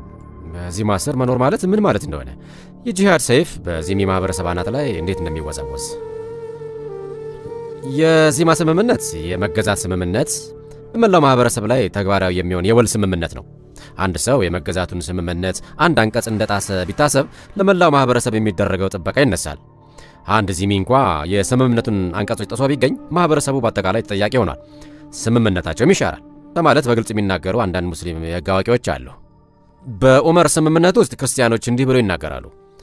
ደህንነትና ጥበቃን ለማግኘት በራሳችንና በእምነታችን ተከታዮች ላይ የምንጥላቸው ቅድመ ሁኔታዎች እነዚህ ናቸው። ለእናንተ ጥቅም በራሳችን ላይ ከምናስቀምጣቸው ቃል ኪዳኖች መካከል አንዱን ጥሰን ብንገኝ የእኛ ዚማ የጥበቃ ቃል ኪዳናችን ይጣሳል። በአማጽያን ህዝቦች ላይ ልታደርጉ የተፈቀደላችሁን ነገሮች ሁሉ ታደርጉብናላችሁ። ይህ ማለት ጂሃድን በእኛ ላይ በድጋሚ መክፈት ትችላላችሁ ማለት ነው። ክርስቲያኖች እንዲህ እያሉ ነው። ከመስመር ብንወጣ ግደሉን፣ ሚስቶቻችንን ድፈሩ፣ ልጆቻችንንም ውሰዱ። በጂሃድ የሸሪያ ህግ እንድታደርጉ የሚፈቅድላችሁ ነገሮች ሁሉ አድርጉብን። ስለዚህ ከእስልምና የእይታ ነጥብ ክርስቲያኖች ከመስመር ቢወጡ በእነርሱ ላይ የሚደርሰውን ቅጣት ለመቀበል ተስማምተዋል ማለት ነው። ይህ እንግዲህ ጂሃድ የሚፈጽመውን አጥቂ ክርስቲያን ማህበረሰቦችን ሲያጠቃ ከማንኛውም የግብረ ገብነት ዕዳ ነጻ ያደርገዋል ማለት ነው። ስለዚህ ጉዳይ የሚናገሩ ምንጮችን በማከታተል እሰጣችኋለሁ። ይህንን መርህ የሚያብራሩ ብዙ ማጣቃሻዎችን ከእስላማዊ ምንጮች ልሰጣችሁ ነው። ምክንያቱም በጣም ከበድ ያለና ሰዎች ስለ ዚሚ ስምምነት የጥበቃ ስምምነት ነውና ክርስቲያኖችና አይሁዶች በጥሩ ሁኔታ ውስጥ ነበሩ በማለት ከሚናገሩት በተጻራሪ ነውና። ይህ ከአልመርጊናን የተገኘ ነው። በ1197 ዓ.ም ነው የሞተው። ጂዚያ ከካሃዲዎች አኳያ ለሚደርስ ጥፋት የሚሆን መተኪያ ነው። ነገር ግን ስላለፈው ሳይሆን ስለ መጪው ጥፋት ነው። ምክንያቱም ከሃዲያን ለመገደል ተጋላጭ የሚሆኑት ወደፊት በሚሆነው ጦርነት ምክንያት። ይህ ማለት ጂዚያን የምትከፍሉት በሚቀጥለው ዓመት ጭንቅላታችሁን ለማቆየት ነው። ባለፈው ጊዜ እጅ ስለመስጠታችሁ አይደለም ካሳ የምትከፍሉት፣ ለወደፊቱ ጂሃድ ካሳ እየከፈላችሁ ነው። ያንንም ደግሞ ማድረጋችሁን መቀጠል አለባችሁ፣ ክፍያውን መቀጠል አለባችሁ። ዊሊያም ኢቶን የተሰኘ ሰው በ1799 የኦቶማን ኢምፓየር ዳሰሳዊ ጥናት ሰርቶ ነበር። እንዲህ አለ። ክርስቲያኖች ተገዢዎች ግብርን ለምን እንደሚከፍሉ የሚነገራቸው በራሱ የሚያመለክተው የሚከፈለው ገንዘብ በዚያን ዓመት ጭንቅላታቸው በአንገታቸው ላይ እንዲቆይ ስለተፈቀደላቸው የሚከፍሉት እንደሆነ ያመለክታል። በኦቶማን አገዛዝ ስር ስለነበሩት ግሪኮች፣ ሰርቦችና ሌሎች ህዝቦች ነበር የተናገረው። ይህ ከ8ኛው ክፍለ ዘመን የሆነ የዩሱፍ ያዕቆብ ቃል ነው። ዋሊው ወይም ግዛቱ አስተዳዳሪ የትኛውንም ክርስቲያን፣ አይሁዳዊ፣ ማጊያዊ፣ ሳባዊ ወይም ሳምራዊ ግብሩን ከመክፈል ነፃ ሊያደርገው አይችልም። ማንም ሰው ደግሞ በከፊል ቅነሳ ሊደረግለት አይችልም። አንዱ ነፃ ሆኖ ሌላው ነፃ አለመሆኑ ህገ ወጥ ነው። ምክንያቱም ንብረታቸው ሊጠበቅላቸው የሚችለው ግብሩን ሲከፍሉ ብቻ ነውና። ይህ በጣም ታዋቂ የሆነ እስላማዊ የህግ አዋቂ አልማዋርዲ ነው። በየዓመቱ ደህንነታቸው የሚረጋገጥበትን የማያቋርጥ ክፍያ ይከፍላሉ። ክፍያውን እስከከፈሉ ድረስ በእነርሱ ላይ ጂሃድን መልሶ ማድረግ አይፈቀድም። ነገር ግን ለመክፈል እምቢ ቢሉ ደህንነታቸው ዋስትና የለውም። ስለዚህ በጠላት ወገን እንዳለ እንደ ማንኛውም ሰው በእነርሱ ላይ ጦርነት መከፈት አለበት። ስለዚህ ልክ እንደ ጠላት ነው የሚታዩት። ኢብን ቁዳማ እንዲህ አለ። የጥበቃ ስምምነቱን ግብር ባለመክፈል ይሆን ወይንም ደግሞ ለማህበረሰቡ ህግጋት ባለመገዛት የሚጥሰው ቀደም ሲል የዘረዘርኳቸውን ህግጋት ማለት ነው ራሱንና ንብረቱን ሐላል ያደርጋል። ይሄ ማለት ለመገደል ወይንም ለመማረክ የተፈቀዱ ናቸው ማለት ነው። በእስልምና ደም የተፈቀደ ነው ካላችሁ አንተን በመግደሌ ኃጢአትን አልፈጽምም፣ ያንተ የሆነውንም ሁሉ መውሰድ እችላለሁ፣ እርሱም ሐላል ነው ማለት ነው። ስለዚህ ምግብ ብቻ አይደለም ሐላል፣ ነገር ግን የሰዎችም ደም ሐላል ሊሆን ይችላል። ስለዚህ ስምምነት የመተላለፍ መዘዝ ሙስሊም ያልሆነ ሰው መስመር አልፈዋል የሚለው አመለካከት ለምሳሌ ያህል ሙስሊም የሆነን ሰው ሃይማኖት ለማስለወጥ ሞክረዋል፣ ክርስቲያን ወንድ ከሙስሊም ሴት ጋር ግንኙነት አለው ከተባለ ወይንም በቤተ ክርስቲያናቸው ላይ ያለ ፈቃድ ህንጻ ገንብተዋል ወይንም ደግሞ በቀብር ጊዜ ድምጻቸውን ከፍ አድርገው ዘምረዋል ከተባለ መዘዙ ጂሃድ ነው የሚሆነው። በእስላማዊ ህግ መሰረት በጂሃድ ጊዜ ዘረፋ ይፈቀዳል። መሐመድ እንደተናገረው እርሱ ዘረፋን እንዲወስድ የተፈቀደለት የመጀመሪያው ነብይ ነው። መድፈርና ባሪያ ማድረግም አለ። እስላማዊ ህግ በጦርነት የተማረኩ ሴቶች በማረኳቸው ሰዎች እንዲደፈሩ ይፈቅዳል። እስላማዊ ህግ እንደሚናገረው አንዲት ሴት ያገባች ከሆነ መማረክ ጋብቻዋን ያፈርሳል። በመማረኳ የተፈታች ትሆናለች። ስለዚህ የሚደፍራት ሙስሊም እያመነዘረ አይደለም። ባሪያ ልትሆን ልትሸጥም ትችላለች። ይህ በሴቶችና በህፃናት ላይ ሊደርስ ይችላል። ወንዶች ሊገደሉ ቢችሉም በእነርሱም ላይ ሊደርስ ይችላል። ጂሃድን መልሶ የመቀስቀስ ውጤቱ ይሄ ነው። ይህ በታሪክ ውስጥ በተደጋጋሚ ተደርጓል። ዛሬም እየተደረገ ነው። በ1066 በግራናዳ የአይሁዶች ጭፍጨፋ ተደርጎ ነበር። የሆነው ነገር ምንድነው? ሙስሊሙ አስተዳዳሪ አንድ አይሁዳዊ የግራናዳ ዋና አስተዳዳሪ አድርጎ ሾሞ ነበር። አይሁዳዊውን ከተማዋን እንዲያስተዳድር ሾሞት ነበር። ነገር ግን በዚማ ሕግ አይሁዳዊ በሙስሊም ላይ የበላይ ወይንም አዛዥ መሆን እንደማይችል አስታውሱ። ስለዚህ ስልጣኑ አይሁዳዊውን በሙስሊሞች ላይ የበላይ አድርጎ በመሾሙ አይሁዶችን ለጥቃት አጋልጧቸዋል። ምክንያቱም አይሁዳዊ ባለስልጣን መሆኑ የጥበቃ ውላቸውን አፍርሷልና። ይህ በመስጊዶች ውስጥ ሲሰበክ የነበረ ነው። በትክክል ተመዝግቦ ተቀምጧል። ወራሪው ዊሊያም ኢንግላንድን ሲወር በነበረበት በዚያው ዓመት በግራናዳ በነበሩ አይሁዶች ላይ የወጣ መርሃ ግብር ነበር። ወንዶቹ ሁሉ የተገደሉ ሲሆን ሴቶችና ሕፃናት ደግሞ ጥቃት ደርሶባቸዋል። ባሪያዎችም ተደርገዋል። በ1860 በደማስቆ ተመሳሳይ ነገር ተፈጽሟል። ከአውሮፓውያን ኃይላት ከነበረው ጫና የተነሳ የኦቶማን ግዛተ መንግስት በዜጎቻቸው መካከል የነበረውን የዚማ ልዩነትና ጂዚያን አንስቶ ነበር። በግዛቱ ውስጥ ካስከተላቸው ውጤቶች መካከል አንዱ ሙስሊሞቹ እንዲህ ማለታቸው ነበር፣ ከእንግዲህ ወዲያ የተጠበቁ አይደሉም፣ ምክንያቱም ግብሩን እየከፈሉ አይደሉምና። ይህ በደማስቆ ውስጥ በሚገኙ መስጊዶች ውስጥ ተሰበከ። በወቅቱ መልእክቱን የመዘገበ አንድ እንግሊዛዊ ሰው ነበር። ሙስሊሞች በመውጣት ክርስቲያን ወንዶችን በመግደል ሴቶችና ሕፃናት ባሪያዎች ተደርገው በዘላን አረቦችና ሌሎች ሙስሊሞች ቤቶች ውስጥ ለመሰወር የወሰደው ጊዜ ጥቂት ነበር። ትልቅ የሆነ ዓለም አቀፋዊ የነፍስ አድን ዘመቻ ተደርጎ ነበር። በደማስቆ ክርስቲያኖች ላይ ከተፈጸመው ሴራ የተረፉትን ክርስቲያኖች ለመርዳት ብዙ የሚስዮን ተቋማት ተመሰረቱ። ስለዚህ በዚህ ማሰር የምትኖሩ ከሆነ መንግስት ለእናንተ የተሻሉ መብቶችን መስጠቱ አደገኛ ነው፣ ምክንያቱም ያ ለጥቃት ተጋላጭ ያደርጋችኋልና። የጥበቃ ቃል በተገባላችሁ መሰረት አትዋረዱም፣ የበታችም አትሆኑም። እንዲሁም የሴቶች ጠለፋ ዋና ጉዳይ ነው። በጦርነት ጊዜ ህጋዊ በሆነ ያስገድዶ መድፈር ስጋት ውስጥ የምትኖሩ ከሆነ ያ የጾታዊ ጥቃት ባህልን ፈጥሯል። እናም ሙስሊም ካልሆነው ማህበረሰብ የሆኑ ሴቶችና ልጃገረዶች መደፈራቸው የተለመደ ነው። የአረብ አብዮት ከተነሳ በኋላ ከ500 በላይ የኮፕቲክ ኦርቶዶክስ ሴቶች ተጠልፈው ከቤተሰቦቻቸው እይታ ተሰውረዋል። ኢንግላንድ በቅርቡ እንግሊዛውያን ልጃገረዶችን አፍነው የሚወስዱ ጥቃት የሚፈጽሙና የሚሸጡ ከ50 በላይ በሙስሊም ወንዶች የተደራጁ ያስገድዶ ደፋሪዎች ቡድኖችን ደርሰበታለች። የጥቃት ሰለባዎቹ አማካኝ ዕድሜ ከ14 እስከ 15 ዓመት ነው። በሲድኒ ከተማ ውስጥ በሙስሊም ወንዶች የቡድን አስገድዶ ደፈራ የተፈጸመባቸው ከ70 በላይ ሴቶች ነበሩ። ሰዎች በዚማ ቅድመ ሁኔታዎች ስር በሚኖሩባቸው ሀገራት ውስጥ የሴቶች ተጋላጭነት ትልቅ ጉዳይ ነው። ፓኪስታናውያን ክርስቲያን ቤተሰቦች ትልቅ የሆነ የተጋላጭነት እድል እንዳላቸው ያውቃሉ። ይህ ስደተኛ ሙስሊሞችን በሚያስተናግዱ ምዕራባውያን ማህበረሰቦች መካከል አንድ ርዕስ ነው። አጠብቀው ለመናገር ያህል ወንዶች እንዲህ አይነቱን ነገር መፈጸማቸው በእስልምና የተከለከለ ሊሆን ይችላል። ሰዎች እስልምና አይደለም በማለት ይናገሩ ይሆናል። የዚማ ውል ግን እንዲህ አይነቱን ፍቃድ ይሰጣል። የጥቃትና የነውጠኝነትን ባህል ይፈጥራል። በሲድኒ ወይንም በለንደን ውስጥ ስለዚህ ጉዳይ ልንናገር የምንችለው እንዴት ነው? የዚህን ጉዳይ የአመለካከት መሰረት ልናብራራ የምንችለው ስለ ዚማ ስምምነት ካወራን ብቻ ነው። ነገር ግን ዚማ ነውር የሆነ የማይወራ ነገር ከሆነ እንዲሁም ሁሉም ሰው እንደሚለው አስፈላጊው ነገር አይደለም፣ ጣፋጭና ቀለል ያለ ነው በማለት እንዲታለፍ ከሆነ እነዚህ ችግሮች ለምን እንደኖሩ በፍጹም መረዳት አትችሉም። በ2005 በዋናነት የክርስቲያን መንደር በሆነው በፍልስጤም ግዛት ውስጥ በሚገኘው በጣይባ ውስጥ አመጽ ነበር። ቤቶችና ሱቆች የተዘረፉ ሲሆን ዘራፊዎቹ ደግሞ አላሁ አክበር እያሉ ይጮሁ ነበር። የዚህ መነሻ ደግሞ ክርስቲያን ሰው ከሙስሊም ሴት ጋር ግንኙነት አለው የሚል ነበር። ይህ ስምምነትን ማፍረስ ነው። በውጤቱም ከተማይቱ በሙሉ እንዳልነበረች ሆና ተዘረፈች። የካቲት 5 2011 ከ4000 በላይ የሚሆኑ ሙስሊሞች የክርስቲያን ቤቶችን አጠቁ። በሲኦል ካይሮ አካባቢ የሚገኝ ጥንታዊ የኮፕቲክ ቤተክርስቲያንንም አቃጠሉ። በሙስሊም ወንድማማቾች በቅርቡ ከ100 በላይ አብያተ ክርስቲያናት ተቃጥለዋል። የዚህ መነሻው ክርስቲያኖች ቤተክርስቲያናቸውን አሰፉ የሚል ነበር። ከ100 በላይ አብያተ ክርስቲያናት ላይ የደረሰው ጥቃት ደግሞ የሙስሊም ወንድማማቾች ክርስቲያኖች ስላልደግፏቸው በመቆጣታቸው ነበር። በዚህ ፋንታ ጄኔራል ሲሲን ደግፈዋል። ይህ ክህደት የጥበቃቸው መፍረስ እንደሆነ ተቆጥሯል። ስለዚህ ጥበቃ የላቸውም። እንደ ሙስሊም ወንድማማቾች ከሆነ እነርሱን ማጥቃት ህጋዊ ነው። በካናዳ ጋዜጣ ላይ የወጣ አንድ ዘገባ እንደተናገረው በኮፕት አብያተ ክርስቲያናት ላይ የደረሰው ጥቃት ከባድ ከመሆኑ የተነሳ ማብሪያና ማጥፊያዎች እንኳ ሳይቀሩ ህንፃዎቹን የማጥፋት አካል ተደርገው ተወስደዋል። በመጪው ጂሃድ ወይንም ጦርነት ስጋት ስር መኖር በጣም ተጨባጭ ከመሆናቸው የተነሳ ክርስቲያን ማህበረሰቦች ጫናው በጣም ይሰማቸዋል። ለአንዳንድ ማህበረሰቦች በፍርሃት ውስጥ መኖሩ ለ1400 ዓመታት ቀጥሏል። ያንን ፍርሃት የሚያስታውሱና በልባቸው ውስጥ እንዲኖር የሚያደርጉ በየጊዜው የሚፈጸሙ አሰቃቂ ጥቃቶች አሉ። የባርነት ስርዓት በነገሰበት ማህበረሰብ ውስጥ የምትኖሩ ከሆነ በአሜሪካ ውስጥ በ19ኛው ክፍለ ዘመን እንደነበረው አይነት ማለት ነው ከዘረኝነት ባህል ጋር ይያያዛል። የጥላቻ አመለካከት አንድን የማህበረሰብ ቡድን መጠቀሚያ የማድረግ አካሄድ ነው። አንዱ ሌላውን ይመግበዋል ማለት ነው። በተመሳሳይ ሁኔታ የዚማ ስርዓት ባለበት ቦታ በስነ ልቦና ወይንም ደግሞ በአእምሮ የዚማዊነት አመለካከት ይኖራቸዋል። ይህ ሙስሊሞችንም ሆነ ሙስሊም ያልሆኑ ሰዎችን በተለያየ መንገድ የሚያጠቃ ንጽረት ዓለም ነው። አንዲት ሀገር ዚማን ካገደች በኋላና የጂዚያ ክፍያ በሌለበት ሁኔታ እንኳ የዚያ ስርዓት ስነ ልቦና ለረጅም ጊዜ ስሜቱ ይኖራል። ሰዎች ጥልቀት ባለው ሁኔታ በእርሱ ሊጠቁ ይችላሉ። ግብፅን የመሳሰሉት ሀገራት ክፍያውን ካቆሙ በኋላ እንኳን ባህሉ እንዳለ ነው፣ ስነ ልቦናው እንዳለ ነው። አሜሪካ ከባርነት በመጣው ዘረኝነት እስካሁን ድረስ ትጠቃለች ብላችሁ ልትናገሩ ትችላላችሁ። ስለዚህ የቀጣይነት ያለው ስነ ልቦና ነው። በሚቀጥለው ክፍል በደንብ የምንነጋገርበት አስገራሚው ነገር ክርስቲያን ሀገራትና ክርስቲያን ተቋማት በወታደራዊ ኃይል የተሸነፉ ባይሆኑም ነገር ግን በዚህ ንጽረተ ዓለም ስር ወድቀዋል። ሙስሊም ያልሆኑ ሰዎች ከእስልምና ጋር አብረው መሄድ ይችሉ ዘንድ ተቀብለውት እንዲኖሩበት የተዘጋጀላቸው ያስተሳሰብ መንገድ ነው። ሙዋርዲ የተሰኘ የ11ኛው ክፍለ ዘመን የሕግ አዋቂ እንደተናገረው ጂዚያ እስልምናን ባለመቀበላቸው የውርደታቸው ምክንያት ነው ወይንም ዚሚዎችን ባለመግደላቸው የሙስሊሞችን ታጋሽነት የሚያሳይ ነው። እርሱ ያለው ሙስሊም ያልሆኑ ሰዎች ስለተዋረዱ የዝቅተኝነት ስሜት እንዲሰማቸው ወይንም በሙስሊሞች ታጋሽነት አመስጋኞች እንዲሆኑ ማድረግ ነው የሚል ነው። ስለዚህ የዝቅተኝነት ስሜት ሙስሊሞች የሚጠብቁት አስተሳሰብ ነው። ሙስሊሞች ዝቅ ማለት አለባቸው፣ እንዲሁም አመስጋኞች መሆን አለባቸው። ዚማዊነት ሙስሊም ካልሆኑ ሰዎች የሚጠብቀው ስነ ልቦናዊ አስተሳሰቦች ይህ ነው። ባትዮኦር የአባይ ልጅ ማለት ነው። ስለ ዚሚ ሁኔታ ዚሚ የመሆንን ስነ ልቦናዊ ሁኔታ የጻፈች ግብፃዊት አይሁዳዊት ናት።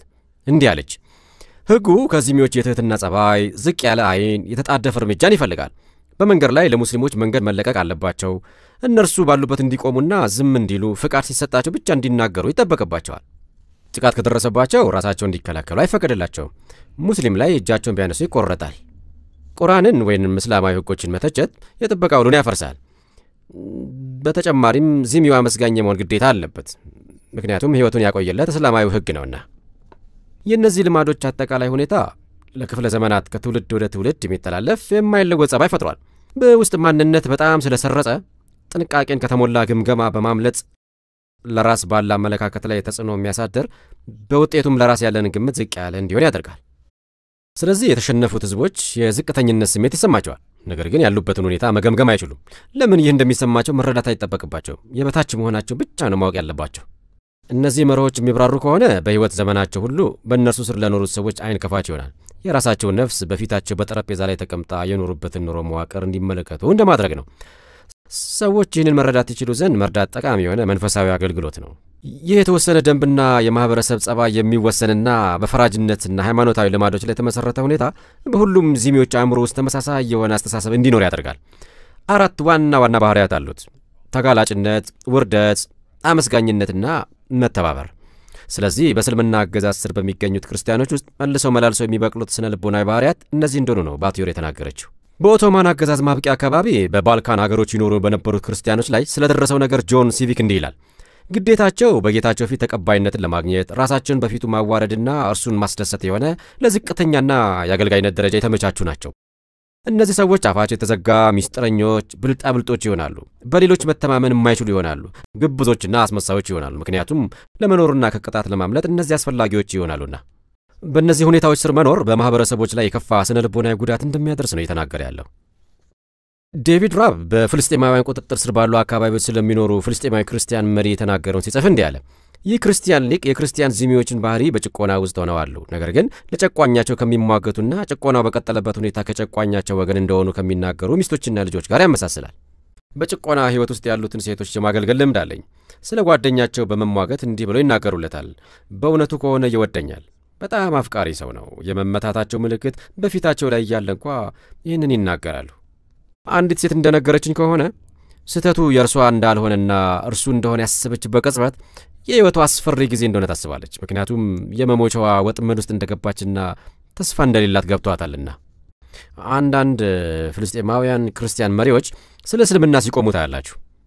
የኢየሩሳሌም የአንግሊካን ቤተ ክርስቲያን ጳጳስ ወደ ውጭ አገራት በመሄድ እስራኤል ምን ያህል ክፉ እንደሆነችና ክርስቲያኖች ምን ያህል ሰቆቃ እየደረሰባቸው እንዳለ በማወጅ የሐማስን ሥራ ሲሰራ ነበር። ከአይሁዶች ከእስራኤልና ከድህነት አጥሮ የተነሳ ክርስቲያኖች ምን ያህል እንደተሰቃዩ ይናገራል። ነገር ግን በሙስሊሞች ምክንያት ክርስቲያኖች ላይ ስለሚሆነው ነገር አይናገርም። ከቀድሞ የኢየሩሳሌም አንግሊካን ቤተ ክርስቲያን ጳጳስ ጋር ተነጋግሬ ነበር። እንዲህ አልኩት፣ ከሙስሊሞች የተነሳ እየተሰቃያችሁ ነው አይደለም እንዴ? መሬታችሁን ተነጥቃችኋል፣ ፍትህ እያጣችሁ ነው። አዎን በማለት መለሰልኝ። እኔም ታዲያ ለምን ስለዚህ አትናገሩም ብዬ ጠየቁ። እንዲህ አለኝ፣ ለዚያ ምን ማድረግ እንችላለን? ምንም ማድረግ አንችልም። እርሱን ችለን መኖር አለብን። ይህ በምዕራባውያን ላይ ተጽዕኖ ያሳድራል፣ ምክንያቱም ትክክለኛ ያልሆነን የተወሰነ አይነት የእስልምና መልክ በአሜሪካና በካናዳ ፊት ያስቀምጣልና። ያ በጣም አደገኛ ነው። ለእነዚህ ክርስቲያኖች ልንራራላቸው ይገባል። ልክ እንደነርሱ ሁሉ ምስክርነታቸውም እንደተጎዳ ልንረዳ ይገባል። በእስልምና እጅ ስለደረሰባቸው ጉዳት የሚናገረውን በተቃራኒ አቅጣጫ ያለውን ማስረጃ ማየት ያስፈልጋቸዋል። ከሐማስ ጋር ቢያብሩም የጂሃድ ዕቅድ ነጻነትን አያስገኝላቸው፣ ካሉበት ሁኔታ ሊያወጣቸው አይችልም። ዚሚዎች አንዳንድ ጊዜ ከሁኔታቸው ጋር ይስማማሉ። የዚሚን ደረጃ ይቀበሉታል። በተቻላቸው መጠን ላለመታየት ይሞክራሉ። የዚሚ ማህበረሰቦች የእስልምናን ማህበረሰብ ለመርዳት እርስ በርሳቸው ሊፎካከሩ ይችላሉ። ለምሳሌ ያህል ዛሬ በአረቡ ዓለም የሚታወቀው የጽዮን ሽማግሌዎች ስርዓት የሚለው የጸረ ሴማዊነት መጽሐፍ መጀመሪያ ወደ አረብኛ የተተረጎመው በሶሪያ ክርስቲያኖች ነበር። ክርስቲያኖቹ ጸረ ሴማዊነትን ካቀነቀኑ ክርስቲያኖች እንደሚያዝኑላቸው ያስባሉ። ስለዚህ ከሙስሊሞች ጋር ለመመሳሰል ይሞክራሉ። በመደባለቅ እነርሱን ለመምሰል ይሞክራሉ። ልብሶቻቸውን እንኳ ይለብሳሉ። አረባዊውን ማንነት ለመፍጠር ከ100 ዓመታት በፊት የተደረገው እንቅስቃሴ ሁሉ በክርስቲያኖች የተመራ ነበር። ለክርስቲያኖችና ለሙስሊሞች አዲስ የሆነ አረባዊ መለያን በመፍጠር በኡማ ውስጥ ተሰውረው ከዚህ ወዲያ እንዳይጨቁኗቸው ለማድረግ ስለፈለጉ ነው። ነገር ግን አረባዊነት በመክሸፍ የአረብ እንቅስቃሴ የእስላማዊ እንቅስቃሴ ወደ መሆን ተለወጠ። አሁን ክርስቲያን አረቦች በራሳቸው ሀገራት ተገልለው ቦታ አጥተዋል።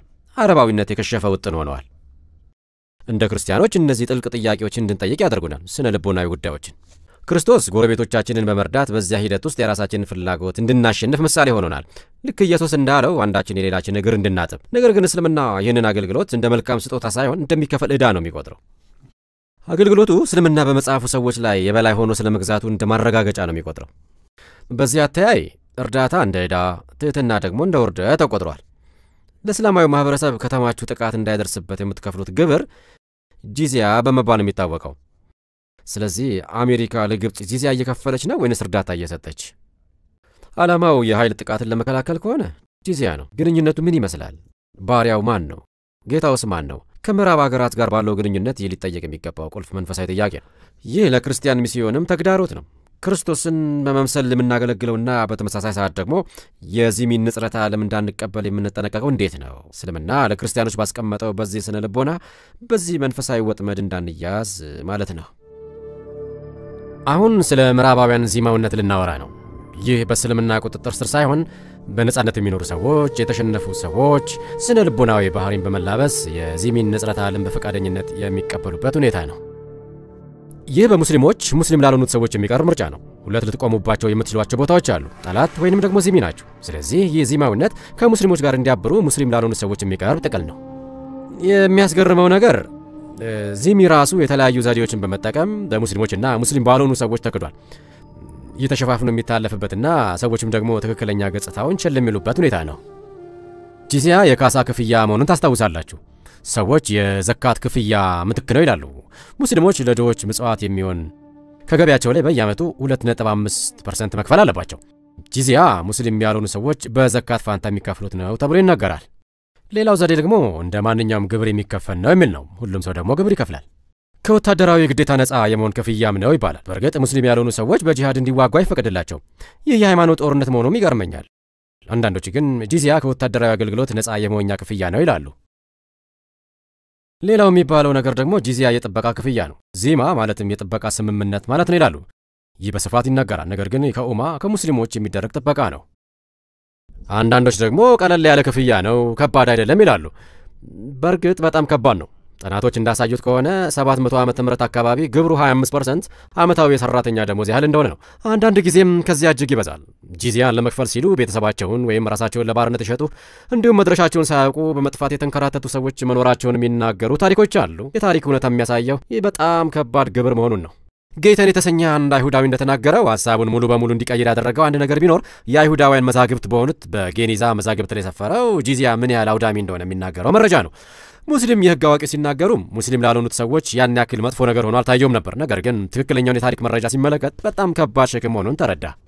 በእንግሊዝ ሀገር ውስጥ የሚኖር ስለ እስልምና ሰዎችን በማሰልጠን የታወቀ አንድ ክርስቲያን መሪ ከነዚህ ውሸቶች መካከል አንዱን እንዴት እንደተካቸው እንደ ምሳሌ ላሳያቸው። ጨረቃና መስቀል በሚለው መጽሐፍ ውስጥ ኮሊን ቻፕማን እንዲህ ይላል። በእስልምና አገዛዝ ስር የሚኖሩ ሁሉም ሙስሊም ያልሆኑ ሰዎች የመሬት ግብር ወይም ሐራጅ ይከፍላሉ። አይሁዶችና ክርስቲያኖች እንደ ዚሚ እንደ ጥብቅ ማህበረሰቦች ነው የሚታዩት። ተጨማሪ ግብርም ወይም ጂዚያ ይከፍላሉ። ወታደራዊ አገልግሎት እንዲሰጡ ወይንም የሙስሊሞችን ምጽዋት ግብር ወይም ዘካት እንዲከፍሉ አይፈቅድላቸውም። በእስልምና አገዛዝ ስር መኖር ማለት ምን እንደሆነ በሚናገረው ጨረቃና መስቀል በሚለው መጽሐፍ ውስጥ የሚገኝ አንቀጽ ነው። የውሸት ሳጥኖቹን እንዴት እንዳስገባቸው ተመልከቱ። ወታደራዊ አገልግሎት እንዲሰጡ አይፈቅድላቸውም። የሙስሊም ግብር እንዲከፍሉ አይፈቅድላቸውም። ጥብቅ ማህበረሰቦች ነበሩ። ይህንን የክህደት ትረካ ተቀብሎታል። ለአፍታ ያህል እንደ ግለሰብ ለመናገር ቻፕማን ስለዚህ ጉዳይ በክርስቲያኖች ዘንድ ትልቅ ቦታ በሚሰጠው መጽሐፍ ውስጥ የተናገረበትን ይህንን አንቀጽ ሳነብ እጅግ በጣም ቅር ተሰኝቼ ነበር። ይህ በጣም አሳሳች የሆነ አነጋገር ነው። በውሸት የተሞላ አነጋገር ነው። እንደ ከረሜላ የተጠቀለለ እንደ ጥሩ ነገር የታሸገ ነገር ግን እውነት ያልሆነ ነው። በምዕራብ የሚኖሩ ህዝቦች ስለ እስልምና አታላይና እውነት ያልሆኑትን እነዚህ ንግግሮች ይጋታሉ። ከ911 ወዲህ ፕሬዝዳንት ቡሽ እውነተኛው እስልምና ነውጠኛ አይደለም፣ እስልምና የሰላም ሃይማኖት ነው በማለት ተናግረዋል። የታሊባን ቃል አቀባይ እንደተደነቀ ተናግረዋል። ፕሬዝዳንት ቡሽ እስላማዊ ሊቅ ናቸውን? በእስልምና ስር የሚኖሩ ሙስሊም ያልሆኑ ሰዎች እስልምናን በዚህ መልኩ ማወደስ አለባቸው። አመስጋኝ የመሆን ግዴታ ስላለባቸው እስልምናን መተቸት አይችሉም። ይህ የተሸነፈ ሰው ምላሽ ነው። ቶኒ ብሌር እስልምናን በብሪቲሽ ዩኒቨርሲቲዎች ውስጥ ለማጥናት 1 ሚሊዮን ፓውንድ መስጠታቸውን ሲያሳወቁ ብዙ ምዕራባውያን መንግስታት እስልምናን በሙስሊም ማህበረሰቦች መካከል ለማለዘብና የእምነታቸውን መልካምነት ለማሳየት እስልምናን ለማስተማር ወይንም በዩኒቨርሲቲዎች ውስጥ ለማሰልጠን ገንዘብ በማፍሰስ ተጠምደዋል። እንዲህ እያሉ ያሉ ነው የሚመስሉት። እስልምናን እንደምንወድና እኛ ለእነርሱ ስጋት እንዳልሆንን ለማሳየት ለሙስሊሙ ማህበረሰብ ለሙስሊም ጉዳይ ገንዘብ እንክፈል። ቶኒ ብሌር እንዲህ አሉ። አስገድዶ ክርስቲያን ለማድረግ ባለፉት ዘመናት ጥቅም ላይ የዋለው የማሰቃየት ተግባር የክርስቶስን ትምህርት እንደማይወክለው ሁሉ የጽንፈኞች ድምፅ እስልምናን አይወክልም። ይህ ሊታሰብበት የሚገባ ጉዳይ ነው። ክርስቲያኖች አሰቃቂ ነገሮችን ፈጽመዋል እያለ ነው። ሙስሊሞች መጥፎ ነገሮችን ቢፈጽሙ ያ ትክክለኛ እስልምና አይደለም፣ እኛም እኮ ጥፋተኞች ነን። ስለዚህ የጥፋተኝነትን አነጋገር እየተጠቀመ ነው። እንደ ክርስቲያኖች መጥፎ ስራዎችን ሰርተናል፣ እስልምናን ነጻ እያደረገ ነው። እስልምና ምንም የተጨበጠ ችግር የለበትም፣ እስልምና ችግር አይደለም። ያ እንግዲህ የዚህም ያነጋገር ነው። እኔ ነኝ ችግር ያለብኝ፣ ጥፋተኛው እኔ ነኝ። እንደ ክርስቲያን አስከፊ ነገሮችን ፈጽሜያለሁ፣ ነገር ግን እስልምና ንጹህና ፍጹም ነው። በአውስትራሊያ እስልምናን የተቹ 2 መጋቢያንን እንዲዳኝ አንድ ዳኛ ተጠየቀ። ውሳኔውም በቁርአን ውስጥ የሚገኙት ነውጠኛ ጥቅሶች ከ8ኛው ክፍለ ዘመን ወዲህ የማይሰሩ መሆናቸውንና እነዚህ ጥቅሶች ከ700ዎቹ በኋላ እንደሚሰሩ መናገር የአውስትራሊያን ሙስሊሞች ማንቋሸሽና ሕግን መጻረር መሆኑን ይጨምር ነበር። እኩል ዕድል የመስጠት መርሃ ግብራችን ስለ እስልምና አዎንታዊ አመለካከት በትምህርት ቤት ሕፃናትና በሌሎች ዘንድ እንዲኖር ይሰራል። ዘረኝነትን መቃወም በሚለው መረጃ ውስጥ የሰፈረ ሐሳብ እንዲህ ይላል። እስልምና ለተከታዮቹ በሕግ ፊት ሙሉ በሙሉ እኩል የመሆንን መብት ይሰጣል። ይህ እውነት አይደለም፣ ምክንያቱም በእስልምና ሴቶችና ባሪያዎች እኩልነት መብት የላቸውምና። ደግሞም አሳሳች ነው፣ ምክንያቱም ጉዳዩ ሙስሊሞች እኩል የመሆናቸው ሁኔታ ሳይሆን ሙስሊም ያልሆኑ ሰዎች እኩል የመሆናቸው ሁኔታ ነው። መሰል አነጋገሮች በምዕራብ ሀገራት ውስጥ ለሚነገሩት ንግግሮች ናሙና ናቸው። የብሪቲሽ ኮንስታብሎች በራስ ቁራቸው ላይ የዘውድ ምልክት አላቸው። እዚያ አታዩትም፣ ግን በዘውዱ ላይ መስቀል አለ። የብሪቲሽ ሙስሊሞች መስቀል መልበስ እንደማይፈልጉ አቤቱታ አቀረቡ። ስለዚህ የብሪቲሽ ባለሥልጣናት ቅር እንዳያሰኛቸው በማሰብ በራስ ቁራቸው ላይ የዘውድ ምልክት እንዳይደረግ ፈቀዱላቸው። አስታውሱ፣ በእስልምና ስር ሙስሊም ያልሆኑ ሰዎች መስቀልን እንዲያሳዩ አይፈቀድላቸውም። ሙስሊም በእኔ ራስ ቁር ላይ መስቀል ካለ ፖሊስ መሆን አልችልም በማለት ሲናገር ብሪቲሾች ከፖሊስ ራስ ቁራቸው ላይ የሉዓላዊነት ምልክታቸውን አነሱ። ለእኔ ይህ ራስን ያለመቀበል እርምጃ ነው። የራሳቸውን ክርስቲያናዊ መለያና ሉዓላዊነት መጣል ነው። በመንፈሳዊ እይታ ሊያደርጉትም አይገባ ነው። ይህ ከካነር ፓትሪክ ሱኬዶ ዘገባ የተወሰደ ነው። በደቡባዊ ለንደን የታጠቁ ሙስሊም ወሮበሎች ክርስቲያኖችን የማይሰልሙ ከሆነ እንደሚገደሉ ያስፈራራሉ። በብራድፎርድ ወደ ክርስትና የተቀየሩ ቤተሰቦች እንደሚገደሉ ተስፈራርተዋል። መኪናቸው በጥይት የተመታ ሲሆን ተዝቶባቸዋል። የብራድፎርድ ጳጳስ ከሃይማኖቶች ጉዳይ አማካሪው ጋር ወደዚህ ቤተሰብ መጣ። ይህ በራሱ መጥፎ ምልክት ነው። በዚህ ጊዜ የአንግሊካን ቤተ ክርስቲያን እንዲህ አይነቶቹን ወደ ክርስትና የሚመጡ ሰዎች እንደማትቀበል ነገራቸው። ምንድን ነው እየሆነ ያለው? እነዚህ በእርግጥ በጣም ችግር ፈጣሪ ሰዎች ናቸው። መኪናቸውን ለማቃጠል የሞከሩ ሰዎች ናቸው። ብዙ ችግሮችን እየፈጠሩ ነው። በማህበረሰቡ መካከል መለያየትን እየፈጠሩ ነው። እንዲህ አይነቶቹን ሰዎች በቤተ ክርስቲያናችን ውስጥ አንፈልጋቸውም። የብዙ ብጥብጥና ሁከት ምንጮች ናቸው። አንድ ሰው ተለውጦ በመምጣት ትረዱኛላችሁን በማለት ቢጠይቅ በእስልምና ስር ያሉ ክርስቲያኖች የሚመልሱት መልስ ነው። ክርስቲያኖች ቢረዷቸው የመገዛት ስምምነታቸውን ይጥሳሉ። ራሳቸውንና ማህበረሰባቸውን ለጥቃት እያጋለጡ ነው። ስለዚህ ክርስቲያኖቹ ብዙ ጊዜ እናዝናለን፣ ልንረዳህ አንችልም በማለት ይመልሳሉ። ነገር ግን በኢንግላንድ ውስጥ ያለ አንድ ጳጳስ ተመሳሳይ ድምዳሜ ላይ መድረሱ፣ በዚህ መልኩ በፍርሃት መመለሱና በፍርሃት መታሰሩ እንደ ዚሚ የሚያስብ ጳጳስ በኢንግላንድ ውስጥ መኖሩን ያሳያል። መንገዱን ለቆ ሄዷል። ደረጃ 3 ዚሚ ላይ ደርሷል። ጨርሶ እንደ ዚሚ ነው እያሰበ ያለው። በጳጳስ እንዲህ ተብሎ መናገር ለቤተሰቡ ምንኛ ጉዳት ነው። ሜሪ ሮቢንሰን የአየርላንድ ፕሬዝዳንት የነበሩ ሲሆን ከዚያ በኋላ የተባበሩት መንግስታት የሰብአዊ መብት ኮሚሽን መሪ ሆናለች። የካቲት 15 2002 በጄኔቫ ንግግር አደረገች። ለዚሚ ንግግር ለዚሚ ቋንቋ ጥሩ ምሳሌ ነው። እንዲህ አሉ። የእስልምናን ዘላቂነት ስልጣኔውንና በእምነትና አስተሳሰብ ረገድ ብቻ ሳይሆን በሳይንስ ስነ ጽሑፍና ጥበብ ለሰው ልጆች ላበረከተው ታላቅ ሀብት እውቅና መስጠት ያስፈልጋል። እስልምና የሰው ልጅ ክብር፣ መቻቻል፣ አንድነትና እኩልነትን ጨምሮ ከመሰረታዊ የሰው ልጆች መብቶች ጋር ፍጹም የተስማማ መሆኑን የሚክድ ማንም አይኖርም። ብዙ የቁርአን ጥቅሶችና የነቢዩ መሐመድ ንግግሮች ለዚህ ምስክሮች ናቸው። ከታሪክ አንጻር እስልምና ከየትኛውም ስልጣኔ እጅግ በመቅደም ለሴቶችና ለሕፃናት የሰጠውን መብት ማንም መካድ አይችልም። በእስላማዊ ሀገራት የተሰጠውን ሁሉን አቀፍ ሰብአዊ መብት መካድ የሚችል ማንም አይኖርም። ሮቢንሰን እያደረጉ ያሉትን እስኪ በጥንቃቄ እንመልከት። ክርስቲያን ሴት ናቸው፣ መሪ ናቸው። እስልምና ነጻነትን ስለሰጣቸው እያመሰገኑ ነው። እንደ ሴትና እንደ ክርስቲያን እስልምናን እያመሰገኑ ነው። አመስገኝነታቸውን እና ዝቅ ማለታቸውን እያሳዩ ነው። ራሳቸውን እያዋረዱ ነው። የእኛ ቀሽም ስልጣኔዎች እንደ እስልምና ሰብአዊ መብቶችን እያራመዱ አይደለም። ይህ ንግግር በእሳቸው ቡድን ውስጥ በሚገኝ ደጋፊና አማካሪ የተጻፈላቸው ነው። ስለዚህ ሙስሊሙ አንድ ዚሚ ለሙስሊሞች ለመናገር መጠቀም ያለበትን ቋንቋ ያውቃል ማለት ነው። ዝምታውን ደግሞ አስተውሉ። የማትስማሙ ከሆነ ዝም በሉ። ሌላ ድምፅ ካላችሁ ዝም በሉ። ሌላ ምንም ልትናገሩ አትችሉም። አንድ ታሪክ ብቻ ነው ያለው። እስልምና በዓለም ውስጥ ላለ ለማንኛውም ፍትህ ምንጭ ነው። ሮቢንሰን በእውነት ራሳቸውን እያዋረዱ ነው። ይህ ሕይወታችሁ ስጋት ውስጥ ከገባና ጫና ከተደረገባችሁ የምትናገሩት ንግግር ነው። እንዲህ በማለት መናገራቸው የማኅበራዊና ስልጣኔያዊ እብደት ነው። ሳርኮዚ የቀድሞው የፈረንሳይ ፕሬዚዳንት እንዲህ አሉ። እስልምና ዓለም ካወቀቻቸው ታላቅና ውብ ስልጣኔዎች መካከል አንዱ ነው። በሳውዲ አረቢያው ንጉሥ ሰይፍ ተሰጣቸው። ሰይፋቸውንም ተቀበሉ። ሰይፉ ለምን እንደሆነ ተረድተውት ይሆን እላለሁ። በክፍለ ዘመናት መካከል አገሬን ጨምሮ ዓለምን ለመቅረጽ ብዙ ለሠራው ለእስልምና እምነት ያለንን ጥልቅ አድናቆት ለመግለጽ እንወዳለን አሉ ፕሬዚዳንት ኦባማ።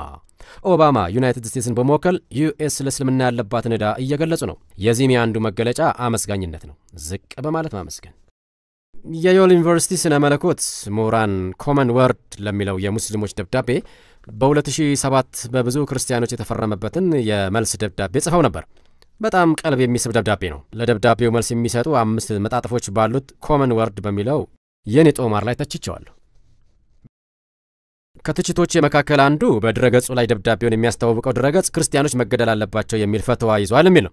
ሰዎች እስልምናን ከለቀቁ ይገደሉ ይላል። እነዚህ ኮመን ወርድ የሚለውን ደብዳቤ ያዘጋጁ ሰዎች ናቸው። እኔ ስለዚያ መረጃ በሰጠኋቸው ጊዜ ከዮል ሰዎች መልስ አግኝተዋል። በጉዳዩ ላይ ጥናት ያደረጉ አይመስለኝም። ስለ ደብዳቤው ግርምትን የፈጠረብኝ ነገር ቢኖር ክርስቲያኖች የዝቅተኝነትና የአመስጋኝነትን አነጋገር መላበሳቸው ነው። ምልክት የተደረገባቸውን ሐረጎች ልብ በሉ። ብዙ ክርስቲያኖች በሙስሊም ጎረቤቶቻችን ላይ ኃጢአትን የመስራት ጥፋት ፈጽመዋል። ሙስሊሞቹ ጥፋተኞች መሆናቸውን አልተናገሩም። የአዛኙንና በዓለም ዙሪያ የሚገኙትን ሙስሊም ማህበረሰቦች ሁሉ ይቅርታ እንጠይቃለን። ደብዳቤውን በጻፋችሁበት በጎ ፈቃድ መሰረት የጠየቃችሁት ነገር ለእናንተ ይገባል። ወይም እንዲህ ማለታቸው ነው። እናንተ ለእኛ በጣም ደግናችሁ፣ እንድንኖር ስለፈቀዳችሁ፣ ጭንቅላታችን በአንገታችን ላይ እንዲቆይ ስለፈቀዳችሁ ወዘተ። የእናንተን በበጎ ፈቃዳችሁ የተጻፈ ደብዳቤ ራሳችን ዝቅ በማድረግና በተስፋ እንቀበላለን። ይህንን ነጥብ ትኩረት እየሰጠሁት ነው። እያልኩ ያለሁት በዚህ ቦታ በግልጽ የተነገረው የራስን ዝቅ የማድረግና የአመስጋኝነት ሁኔታ እስልምና የሚጠይቀው የዚህን የስነ ልቦና ነው።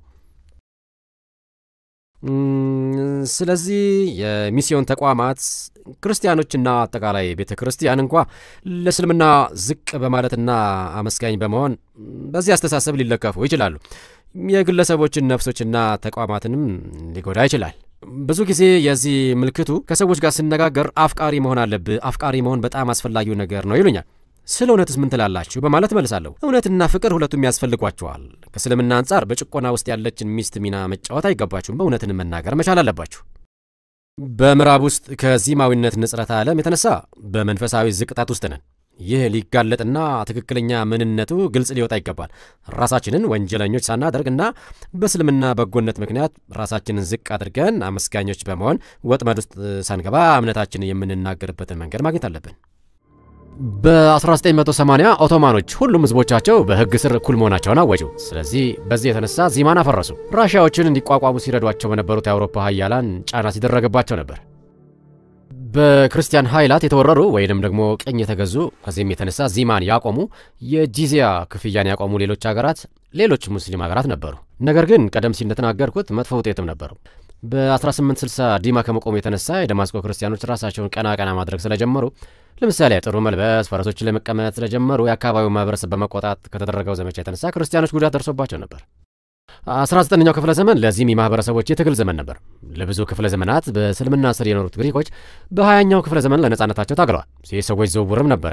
ቱርኮች ግሪክን ለቀው የወጡ ሲሆን ግሪኮች ደግሞ ትንሿን እስያ ለቀው በመውጣት የራሳቸው መንግስት አቋቁመዋል። ሰርቦችም ከክፍለ ዘመናት መገዛት በኋላ ነጻ ወጡ። ቀደም ሲል ደግሞ ሃንጋራውያን ነጻ ወጡ። አርመኖች በተወሰነ ደረጃ ስኬታሞች ሆነዋል፣ ምክንያቱም ዛሬ የአርመኖች ሀገር አለችና። ነገር ግን ደግሞ ስኬታሞች አይደሉም፣ ምክንያቱም የአርመንያ ዘር ማጥፋት ጊዜ ከ1 ሚሊዮን በላይ አርመናውያን ሞተዋልና። በቱርኮች የተሰጠው ማስተባበያ አርመኖች ነጻነታቸውን ፈልገዋል፣ የመገዛታቸውን ስምምነት አፍርሰዋል። ስለዚህ ደማቸው ሐላል ነው የሚል ነበር። በዚያ ታላቅ ዘር ማጥፋት ከ1 ሚሊዮን በላይ ተገድለዋል። አሦራውያንም በ1920ዎቹ ውስጥ ተመሳሳይ ዘር ማጥፋት የተፈጸመባቸው ሲሆን በ21ኛው ክፍለ ዘመንም በአሜሪካ ወረራ ጊዜ በሁለተኛው የዘር ማጥፋት ውስጥ አልፈዋል። ሜሮናይቶች ነጻ ክርስቲያን ሀገር መመስረት አልቻሉም። የሊባኖስ ክርስቲያን ማህበረሰብ ከ50 ዓመታት በፊት 50% የነበረ ሲሆን አሁን ግን ከዚያ በጣም ያነሰ ነው። ቀስ በቀስ ተገፍተው እየወጡ ነው። ቆጵጦች ብሔራዊ የነጻነት ዘመቻ አላደረጉም። ሊታሰብ የማይችል ነበር። ነገር ግን እነርሱም ግብፅን እንደገና በማስለም ጊዜ እጅግ ብዙ ጉዳት ደርሶባቸዋል። ባለፉት 100 ዓመታት እየሆነ ያለው ምንድን ነው ብንል ሙስሊም ማህበረሰቦች ውድቀታቸውና ስኬታማ አለመሆናቸው ሙሉ በሙሉ እስላማዊ አለመሆናቸው እንደሆነ መወሰናቸው ነው። እስልምናን ከተለማመዱ ብቻና ሂጃባቸውን በትክክል በመልበስ በትክክል በመጸለይ ስኬታሞች ሆነው ዓለምን ከእንደገና እንደሚቆጣጠሩና የዓለም ገዢዎች እንደሚሆኑ ወደ ማመን መጥተዋል። ስለዚህ ይህንን የእስልምና መነቃቃት አያላችሁ።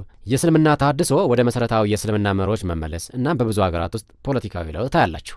በ1947 ፓኪስታን ዓለማዊ ሀገር ነበረች። መሠረታዊ ሕገ መንግሥቱ ዓለማዊ ነበር። ከዚያም ሙስሊም ሀገር እንደሆነች ታወጀ። በ1970ዎቹ የሸሪያ ፍርድ ቤቶች ተመሠረቱ። በ1980 ክህደት በሞት የሚያስቀጣ ወንጀል ተደረገ።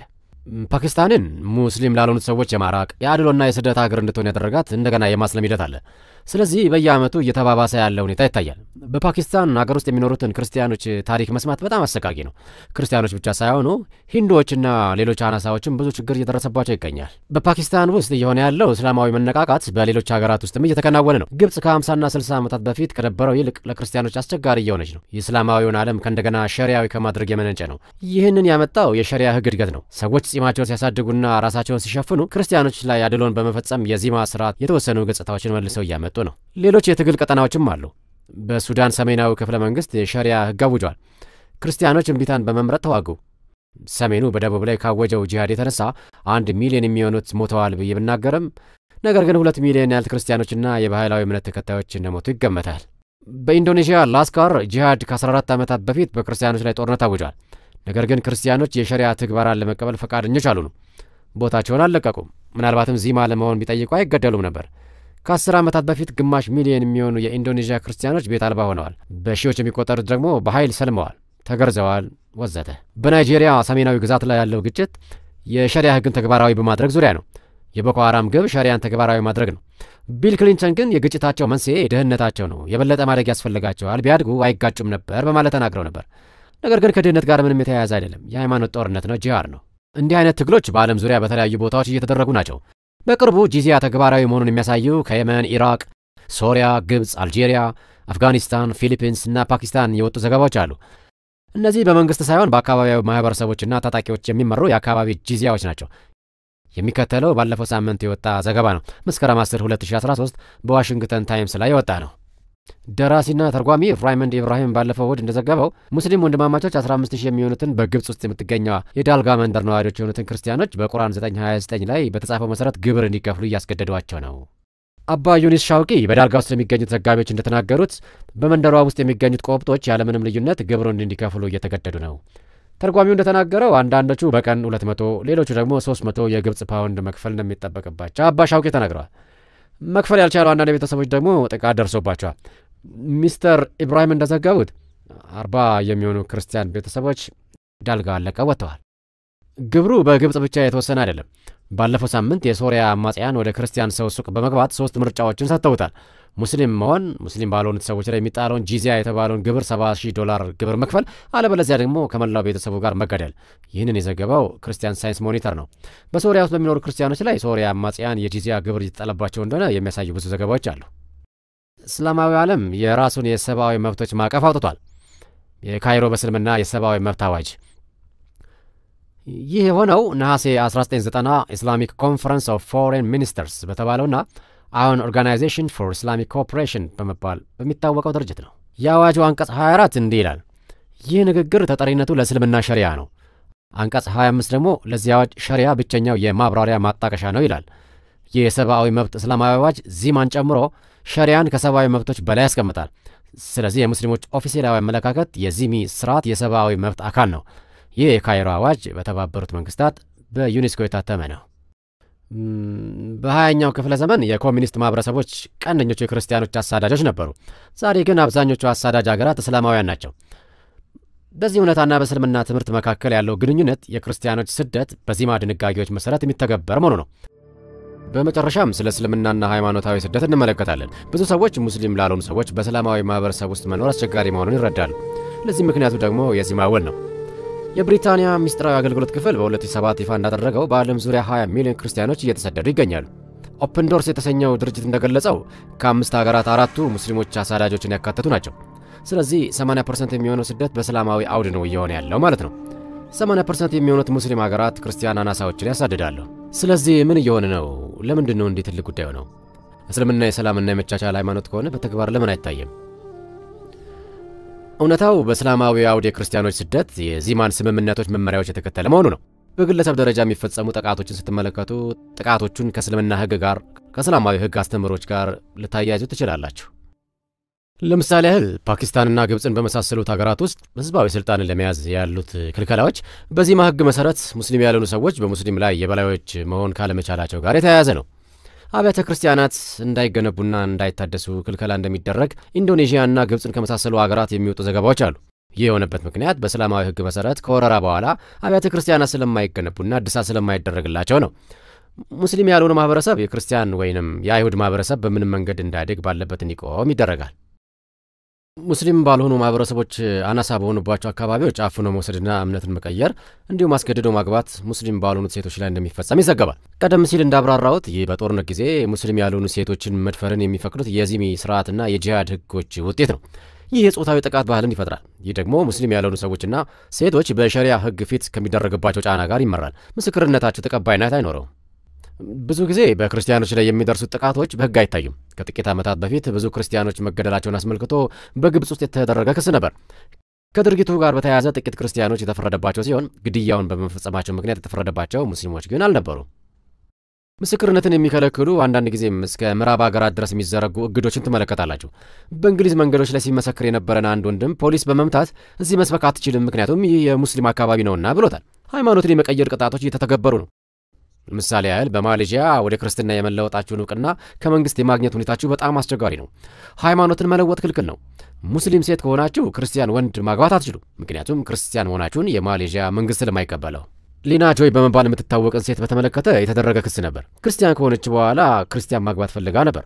ነገር ግን መንግስት ይህም ሃይማኖታዊ ጉዳይ ስለሆነ ወደ ሸሪያ ፍርድ ቤት መወሰድ አለበት አለ። የሸሪያ ፍርድ ቤት የሃይማኖት ቀያሪውን አትቀበልም። በማሌዥያ ከእስልምና የወጡ ክርስቲያኖች ወደ ካምፕ ገብተው ተመልሰው እንዲቀየሩ ጥረት ይደረጋል። ለእነሱ በጣም አስቸጋሪ ነው። አገሪቱን ለቀው ነው መውጣት ያለባቸው። እስልምናን ካላከበራችሁ ደግሞ የህዝብ ጥቃት ፍርሃት አለ። ሙስሊሞች በደም ፍላት ወደ መንገድ ይወጣሉ የሚል ፍርሃት ማለት ነው። ሎርድ አህመድ በለንደን እንደተናገረው ጊርት ዊልደርስ ወደ ፓርላማ መጥቶ ቢናገር በለንደን መንገዶች ላይ አመጽ ይሆናል። ስለዚህ ጊርት ዊልደርስ እንዳይናገር የብሪታንያ መንግስት እገዳ ጣለ። በሆላንድ ውስጥ የሚገኝ የፖለቲካ ፓርቲ መሪ ነው። በመጨረሻ ሰዎች ጉዳዩን ወደ ፍርድ ቤት ስለወሰዱት የመንግስት ውሳኔ ተቀለበሰ። እርሱም በመምጣት ንግግር አድርገዋል። ነገር ግን የነበረው አስተሳሰብ እንደዚህ አይነት ነበር። የነውጠኝነት ፍርሃት በምዕራብ ሀገራት ውስጥ እንኳን እየሰራ ይገኛል። ነገር ግን በተለይ ሙስሊሞች በሚበዙባቸው ሀገራት ውስጥ በልጦ ይሰራል። በግብፅ ውስጥ አብያተ ክርስቲያናት ስለመውደማቸው፣ ከእስልምና የወጡትን ሰዎች ስለመጨቆን፣ የጂዚያ ክፍያ በአካባቢያዊ ማህበረሰቦች መካከል ተግባራዊ ስለመደረጉ፣ የሴቶች ጠለፋና ከቤተሰብ መሰወርን በተመለከተ በርካታ ምሳሌዎች አሉ። በናይጄሪያ የህዝባዊ አመጽ ተጽዕኖ አብያተ ክርስቲያናትን ማውደምና መደበኛ በሆነ ሁኔታ ግድያን መፈጸም ይታያል። በፓኪስታን ውስጥ እንደሚገኘው ክርስቲያኖች በፍርሃት እንዲኖሩ የሚያደርገውን የክህደት ህግ የመሰለ የበታችነት በሸሪያ ህግ ተደንግጓል። ይህም ጉዳያቸው በሸሪያ እንዲታይ ለሚያስገድድ የህግ ተጋላጭነት ይዳርጋቸዋል። ከተወሰነ ዓመታት በፊት በአቼህ ኢንዶኔዥያ ቤተ ክርስቲያንን ለማፍረስ የተደረገ ስምምነት አይቼ ነበር። ክርስቲያን ማህበረሰቦች ሙስሊም ማህበረሰቦች በአመጽ ተነሳስተው እንዳያጠፏቸው አብያተ ክርስቲያናትን እንደሚያፈርሱ የሚናገር ሰነድ ፈርመው ነበር። ይህ ምጸታዊ በሆነ መንገድ የሚያሳየው ሙስሊሞች ለክርስቲያኖች ደህንነት ለሚያስቡ ጥቃት እንዳይደርስባቸውና እንዳይገደሉ የሙስሊሞችን ታጋሽነት ለማሳየት ክርስቲያኖች ቤተ ክርስቲያናቸውን እንዳያፈርሱ ፈቃድ እንደሰጧቸው ነው። ስለዚህ መሰል ጉዳዮች በእስላማዊ አውድ ውስጥ የተከናወኑ ነው። ስለዚህ ጉዳይ ማድረግ የምትችሉት ምንድን ነው? በሌሎች ትምህርቶች ውስጥ የአገልግሎት መሪዎች ያብራራሉ።